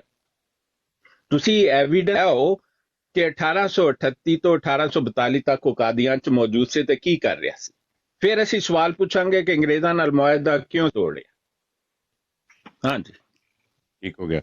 अच्छा प्लीज जितने भी मुसलमान बैठे हुए हैं नीचे, एक मिनट के लिए डबल टैप करें प्लीज, 1 मिनट के लिए डबल टैप करें सारे मुसलमान प्लीज। मुझे डॉक्टर साहब ਇਹਦਾ ਨਾ ਪੇਪਰ ਵਰਕ ਕਰੋ, ਔਰ ਇਹਨਾਂ ਦੇ ਜਿਹੜੇ ਰੈਫਰੈਂਸਿਸ ਨੇ ਨਾ, ਉਹ ਕਿਤਾਬਾਂ ਦੇ ਨਾਲ, ਸਫਿਆਂ ਦੇ ਨਾਲ, ਉਹ ਜਿਹੜਾ ਨਾ ਮੁੰਡਿਆਂ ਨੂੰ ਲਿਖਵਾ ਦਿਓ। ਔਰ ਮੇਰੇ ਵਰਗਾ ਜਿਹੜਾ ਅਨਪੜ੍ਹ ਇੰਗਲਿਸ਼ ਦੇ ਮਾਮਲੇ ਵਿੱਚ, ਤੇ ਉਹਨੂੰ ਵੀ ਪਤਾ ਚੱਲ ਜਾਏਗਾ ਕਿ ਇੰਗਲਿਸ਼ ਕੀ ਲਿਖੀ ਹੈ ਤੇ ਤਰਜਮਾ ਕੀ ਹੈ। ਤੇ ਇੰਜ ਤੁਸੀਂ ਅਗਰ ਕਰੋ ਤੇ ਜ਼ਰਾ ਮਿਹਰਬਾਨੀ ਹੈ। ਤੇ ਇਹ ਕਈ ਦਿਨਾਂ ਦਾ ਮਸਲਾ ਛਿੜਿਆ ਵੇ ਕਿ ਜਨਾਬ ਮਿਰਜ਼ਾ ਕਾਦੀਆਨੀ ਦੀ ਪੈਦਾਇਸ਼ ਤੋਂ 2 ਸਾਲ ਪਹਿਲੇ ਹੀ ਮਿਰਜ਼ੇ ਕਾਦੀਆਨੀ ਦਾ ਜਿਹੜਾ ਵਾਲਦ ਸੀ ਗੁਲਾਮ ਮੁਰਤਜ਼ਾ, ਉਹ ਘਰੋਂ ਗਾਇਬ ਸੀ। ਲੇਕਿਨ ਚਾਹੀਦੇ ਰੈਫਰੈਂਸ ਨੇ ਠੋਸ ਕਿਸਮ ਦੇ, ਕਿਉਂਕਿ ਮੈਂ ਹਜੇ ਤੱਕ ਇਹ ਕਿਧਰੇ ਗੱਲ ਪੜ੍ਹੀ ਨਹੀਂ ਹੈ, ਤੇ ਮੈਂ ਇਸ ਵਾਸਤੇ ਇਹਨੂੰ ਉਜਾਗਰ ਨਹੀਂ ਕਰਦਾ। ਤੇ ਆਪ ਨੇ ਚੂੰਕਿ ਇਹਦੇ ਤੇ ਸਟੱਡੀ ਕੀਤੀ ਹੈ, ਵਰਕ ਕੀਤਾ ਹੈ, ਤੇ ਮਜ਼ੀਦ ਵਰਕ ਕਰਕੇ ਨਾ ਜੀ ਉਹ ਇੱਕ ਫੋਲਡਰ ਦੇ ਵਿੱਚ ਸਾਰੇ ਹਵਾਲਾਜਾਤ ਜਮ੍ਹਾਂ ਕਰਕੇ ਤੇ ਉਹ ਕਿਤਾਬਾਂ ਡਾਊਨਲੋਡ ਕਰਕੇ ਤੇ ਉਹ ਫਿਰ ਇੰਜ ਵੇ ਕਿ ਸਕਰੀਨ ਸ਼ੇਅਰ ਕਰਕੇ ਉਹ ਬੰਦਾ ਫਿਰ ਵਿਖਾਉਂਦਾ ਵੀ ਇੱਕ ਬਈ ਵੇਖੋ ਇਹ ਕਿਤਾਬ ਹੈ, ਇਹ ਇਹਦਾ ਨਾਂ ਹੈ, ਫਲਾਂ ਇਹਦਾ ਰਾਈਟਰ ਹੈ, ਫਲਾਂ ਇਹਦਾ ਪਬਲਿਸ਼ਰ ਹੈ, ਉਹਦਾ ਫਲਾਂ ਸਫਾ ਹੈ, ਉਹਦੇ ਤੇ ਇਹ ਗੱਲ ਲਿਖੀ ਹੈ। ਇੰਜ ਨਾ ਇੱਕ ਗੱਲ ਮਜ਼ਬੂਤ ਜਿਹੀ ਹੋ ਜਾਂਦੀ ਹੈ। ਮੁਫਤੀ ਸਾਹਿਬ ਦੇਖੋ, ਜਿਹੜੇ ਆਰਟੀਕਲ ਨੇ ਨਾ ਮਲਟੀ ਲੈਂਗੁਏਜ ਨੇ, ਉਰਦੂ 'ਚ ਮੇਰਾ ਖਿਆਲ ਹੈ, ਮੈਂ ਕਨਫਰਮ ਕਰ ਦੇਣਾ, ਹਰ ਆਰਟੀਕਲ ਦੇ ਨੀਚੇ ਨਾ 25 ਤੋਂ ਲੈ ਕੇ 35 ਤੱਕ ਰੈਫਰੈਂਸ ਲਿਖੇ ਹੋਏ ਨੇ। ਜਦੋਂ ਚੀਜ਼ ਕੋਟ ਕਰਦਾ ਨਾ, ਮਤਲਬ ਫਸਟ ਅਫਗਾਨ ਵਾਰ ਨੂੰ ਕੋਟ ਕਰ ਰਿਹਾ ਤੋ ਰੈਫਰੈਂਸ ਦਿੰਦਾ ਹੈ ਕਿ ਇਹ ਜਿਹੜਾ ਮੁਆਹਦਾ ਹੈ ਫਸਟ ਅਫਗਾਨ ਵਾਰ ਦਾ ਸਿੱਖਾਂ ਦੇ ਨਾਲ, ਇਹ ਅੰਗਰੇਜ਼ਾਂ ਨੇ ਕੀਤਾ ਸੀ ਕਿ ਉਹ ਸਾਰੀ ਦੀ ਸਾਰੀ ਫੌਜ ਲੈ ਕੇ ਜਾਣਗੇ ਅਫਗਾਨ ਕੰਪੇਨ ਤੇ। ਸਿੱਖ ਉਸ 'ਚ ਸਿਰਫ ਸਿੱਖ ਨਹੀਂ ਸਨ ਬਲਕਿ ਹੋਰ ਗਰੋਹ ਵੀ ਉਹ ਆਪਣੇ ਨਾਲ ਲੈ ਕੇ ਗਏ ਸੀ। ਉਹਨਾਂ ਨੇ ਕਾਫੀ ਉਹਨਾਂ ਨੇ ਕਬਜ਼ਾ ਕਰ ਲਿਆ ਸੀ ਅਫਗਾਨਿਸਤਾਨ ਤੇ 3 ਸਾਲ ਤੇ ਕੁਝ ਮਹੀਨੇ ਵਾਸਤੇ ਉਹਨਾਂ ਦੀ ਹਕੂਮਤ ਵੀ ਕਾਇਮ ਹੋ ਗਈ ਸੀ। ਵੱਡੀ ਕੰਪੇਨ ਸੀ ਤੇ ਉਹ ਮੈਂ ਤੁਹਾਨੂੰ ਇਨਸ਼ਾਅੱਲਾ ਮੈਂ ਦੱਸ ਦਿੱਤਾ ਹੈ ਕਿ ਮੇਰੀ ਇਸ ਵਕਤ ਜਿਹੜੀ ਐਵੀਡੈਂਸ ਹੈ ਉਹ ਵਿਕੀਪੀਡੀਆ ਤੇ ਉਹਨਾਂ ਦੇ ਰੈਫਰੈਂਸਿਸ ਨੇ। ਉਹਨਾਂ ਤੋਂ ਕਾਦੀਆਨੀ ਆ ਕੇ ਸਾਨੂੰ ਇਹ ਸਾਬਤ ਕਰੇ ਕਿ ਮਿਰਜ਼ਾ ਗੁਲਾਮ ਮੁਰਤਜ਼ਾ ਜਿਹੜਾ ਸੀ ਉਸ ਕੰਪੇਨ 'ਚ ਸ਼ਾਮਿਲ ਨਹੀਂ ਸੀ ਤੇ ਫਿਰ ਅਸੀਂ ਉਹਨਾਂ ਨੂੰ ਟਾਂਗੇ ਗਏ ਤੇ ਖਿਲਾਫ ਵਰਜ਼ੀ ਹੈ ਮੁਆਹਦੇ ਦੀ। मेरा ज़ाती ख्याल है फितना कि भाईजान, फितना कादियानी फितना है, एक बहुत बड़ा फितना। जी हाँ, ਅੱਛਾ ਗੱਲ ਹੈ ਵੇ ਕਿ ਡਾਕਟਰ ਸਾਹਿਬ सर जी मैं कादियानी दी लैब ते जाना रोज ते जिले वो लैब लेने ने मैंने ਇਹ ਨਾ ਜਾਇਆ ਕਰੋ ਪਲੀਜ਼, ਬਾਈਕਾਟ ਕਰਿਆ ਕਰੋ। ਅੱਛਾ ਗੱਲ ਹੈ मुफ्ती ਵੇ साहब ਕਿ ਤੁਹਾਡੀ ਗੱਲ ਬਿਲਕੁਲ ਦਰੁਸਤ ਹੈ। ਗੱਲ ਹੈ ਵੇ ਕਿ ਇਹ ਰੈਫਰੈਂਸ ਅਗਰ ਮਿਲ ਜਾਣ ਤੇ ਇਹਨਾਂ ਦੀਆਂ ਕਿਤਾਬਾਂ 'ਚ ਹੀ ਮਿਲ ਜਾਣ, ਉਹ ਮੈਂ ਨਵਾਂ ਸੋਨੇ ਦੇ ਸੁਹਾਗਾ ਹੋ ਜਾਣਾ ਹੈ ਤੇ ਬੱਲੇ ਬੱਲੇ ਹੀ ਹੋ ਜਾਣੀ ਹੈ ਤੇ ਸਿੱਧਾ ਸਿੱਧਾ ਮਿਰਜ਼ਾ ਕਾਦੀਆਨੀ ਹਰਾਮੀ ਸਾਬਤ ਹੁੰਦਾ ਹੈ। ਕਿਉਂਕਿ ਇਹ ਹਵਾਲੇ ਏਡੇ ਕਮਾਲ ਦੇ ਹੋਣੇ ਨੇ, ਅਗਰ ਇਹਦੇ ਤੇ ਪੇਪਰ ਵਰਕ ਕੀਤਾ ਜਾਏ ਤੇ ਜਨਾਬ ਬਿਹਤਰੀਨ ਹੋ ਜਾਣਾ। ਹਾਂਜੀ, ਲੇਕਿਨ ਸ਼ਰਤ ਹੈ ਵੇ ਕਿ ਕਿਤਾਬਾਂ ਇਹਨਾਂ ਦੀਆਂ ਆਪਣੀਆਂ ਹੀ ਹੋਣ। ਹਾਂਜੀ ਨਹੀਂ, ਇਹਨਾਂ ਦੀਆਂ ਆਪਣੀਆਂ ਕਿਤਾਬਾਂ ਜਿਹੜਾ ਹੈ ਨਾ ਜ਼ਿਆਦਾ ਨਹੀਂ ਮਿਲਦਾ ਹੈ। ਮੈਂ ਤੁਹਾਨੂੰ ਦੱਸਦਾ ਆਪਣੀਆਂ ਕਿਤਾਬਾਂ 'ਚ ਸਿਰਫ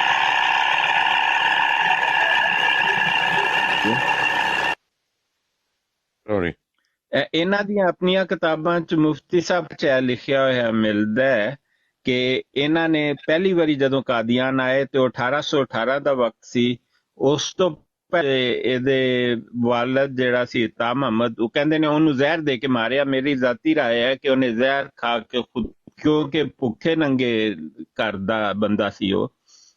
ਤੇ ਉਸ ਦੇ ਬਾਅਦ 1818 'ਚ ਵੱਧ ਗਈ ਸੀ ਇਸ ਖਾਨ। ਇਹਨਾਂ ਨੇ ਸਿੱਖਾਂ ਦੀ ਫੌਜ ਜੁਆਇਨ ਕਰ ਲਈ ਤੇ ਫਿਰ ਸਿੱਖਾਂ ਨੂੰ ਉਹਨਾਂ ਨੇ ਕਿਹਾ ਜੀ ਸਾਨੂੰ ਜਗ੍ਹਾ ਦਿਓ। ਤੇ ਕਾਦੀਆਨ ਉਸ ਵਕਤ ਇੱਕ ਵੀਰਾਨ ਜਗ੍ਹਾ ਸੀ।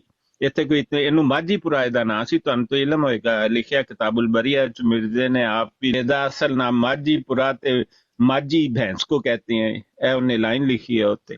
ਉੱਥੇ ਇਹਨਾਂ ਨੂੰ 6 ਮਰਲੇ ਦੀ ਇਹ ਕਹਿੰਦੇ ਨਹੀਂ ਜੀ ਸਾਨੂੰ 2 ਕੀਤੇ। ਕਿਹੜੇ 5 ਗਾਉਂ ਦੇ ਦੇਸ ਨੋ ਪ੍ਰੂਫ, ਇਹਦਾ ਕੋਈ ਸਬੂਤ ਸਾਨੂੰ ਨਹੀਂ ਮਿਲਦਾ ਨਾ ਉਹਨਾਂ ਪਿੰਡ। ਇਹ ਸਭ ਮਿਰਜ਼ੇ ਦੀ ਝੂਠ ਲਿਖਿਆ ਹੋਇਆ ਹੈ। ਇਹ ਤੇ ਕਹਿੰਦਾ ਕਿ 80 ਗਾਉਂ ਸਨ ਮੇਰੇ, ਉਹ ਜਿਹੜਾ ਗੁਲ ਮੁਹੰਮਦ ਦੇ ਉਹਦਾ ਵੀ ਸਦਾ।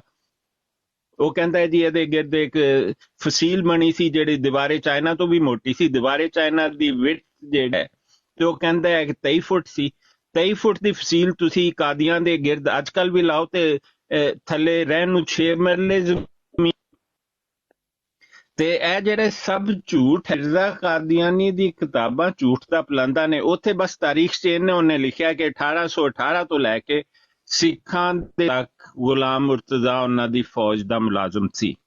ਕਾਦੀਆਨੀਆਂ ਦੀਆਂ ਕਿਤਾਬਾਂ ਇਸ ਤੋਂ ਜ਼ਿਆਦਾ ਜ਼ਿਕਰ ਨਹੀਂ ਕਰਦੀਆਂ। ਜੇ ਉਹ ਇਸ ਤੋਂ ਉਹਨਾਂ ਦੀ ਮਕਸਦ ਜਿਹੜਾ ਨਾ ਮਿਰਜ਼ੇ ਨੂੰ 40 ਤੋਂ ਪਿੱਛੇ ਕਰਨ ਦਾ, ਇੱਕ ਤੇ ਤੁਸੀਂ ਕਿਹਾ ਨਾ ਉਮਰ ਖਿੱਚ ਕੇ ਵਧਾਏ ਉਹਦਾ ਦੂਜਾ ਮਕਸਦ ਮੈਨੂੰ ਇਹ ਲੱਗਦਾ ਕਿਉਂਕਿ ਉਸ ਦਾ ਵਾਲਿਦ ਸਾਹਿਬ। ਦੂਸਰਾ ਤੁਸੀਂ ਸੀਰਤੁਲ ਮਾਦੀ ਪੜ੍ਹੋ ਤੇ ਤੁਹਾਨੂੰ ਬਾਰ-ਬਾਰ ਗੁਲਾਮ ਕਾਦਰ ਦਾ ਬੇਸ਼ੁਮਾਰ ਜ਼ਿਕਰ ਮਿਲੇਗਾ। ਇੱਕ ਵਾਕਿਆ ਤੁਹਾਨੂੰ ਵੀ ਪਤਾ ਹੈ, ਬੰਦਾ ਆਇਆ ਉਹਨੇ ਪੁੱਛਿਆ ਜੀ ਤੁਹਾਡਾ ਛੋਟਾ ਲੜਕਾ ਹੈ, ਕਦੀ ਦਿਖਾਇਆ ਨਹੀਂ ਤੇ ਮਿਰਜ਼ਾ ਮੂੰਹ ਤੇ ਹੱਥ ਰੱਖ ਕੇ ਆਇਆ ਤੇ ਪਿਓ ਨੇ ਕਿਹਾ ਕਿ ਇਹ ਤੇ ਕੁੜੀਆਂ ਤੋਂ ਬਹੁਤਾ ਸ਼ਰਮਾਂਦਾ ਹੈ ਇਹਦੀ। ਤੇ ਦੂਸਰੇ ਸੀਰਤੁਲ ਮਾਦੀ ਚ ਲਿਖਿਆ ਇਹਨੂੰ ਦਿਓੜੀ ਚ ਸੁਲਾਉਂਦੇ ਸਨ। ਯਾਨੀ ਜਿਤਨੀ ਅਹਿਮੀਅਤ ਗੁਲਾਮ ਕਾਦਰ ਸੀ ਦੀ ਸੀ, ਇਹਨੂੰ ਤੇ ਕੁੱਤੇ ਵਾਲਾ ਸਲੂਕ ਸੀ।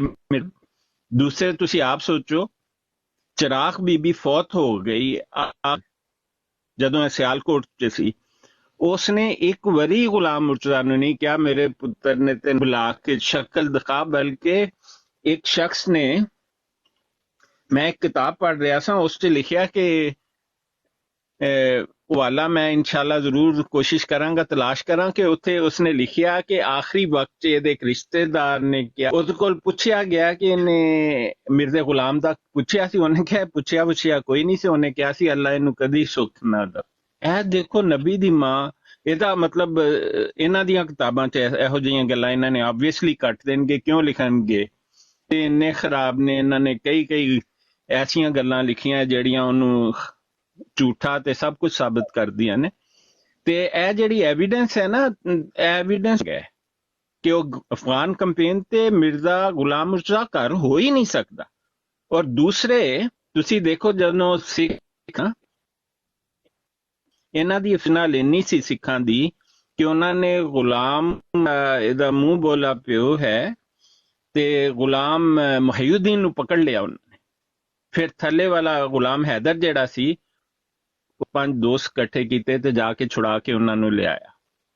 ਤੇ ਬਸ ਐਵੀਡੈਂਸ ਜਿਹੜੀ ਹੈ ਉਹ ਡਾਇਰੈਕਟਲੀ ਕਾਦੀਆਨੀਆਂ ਦੀ ਕਿਤਾਬਾਂ ਚੋਂ ਉਹ ਦੇਖੋ ਕੁਡੈਂਟ ਉਹਨਾਂ ਦਾ ਅਫੋਰਡ ਹੀ ਨਹੀਂ ਕਰ ਸਕਦੇ ਕਿ ਆਪਣੀ ਕਿਤਾਬ 'ਚ ਇਹ ਗੱਲ ਲਿਖਣ ਕੇ ਵਾਕਿਆਤ ਲਿਖੇ। ਤੁਸੀਂ ਦੇਖੋ ਸਭ ਤੋਂ ਵੱਡੀ ਐਵੀਡੈਂਸ ਵਿਕੀਪੀਡੀਆ ਤੇ ਇਹ ਲਿਖੀ ਹੈ, ਕਾਦੀਆਨੀਆਂ ਨੇ ਲਿਖਿਆ 1818 ਤੋਂ ਲੈ ਕੇ ਤੱਕ ਇਹ ਸਿੱਖ ਫੌਜ ਦਾ ਮੁਲਾਜ਼ਮ ਸੀ।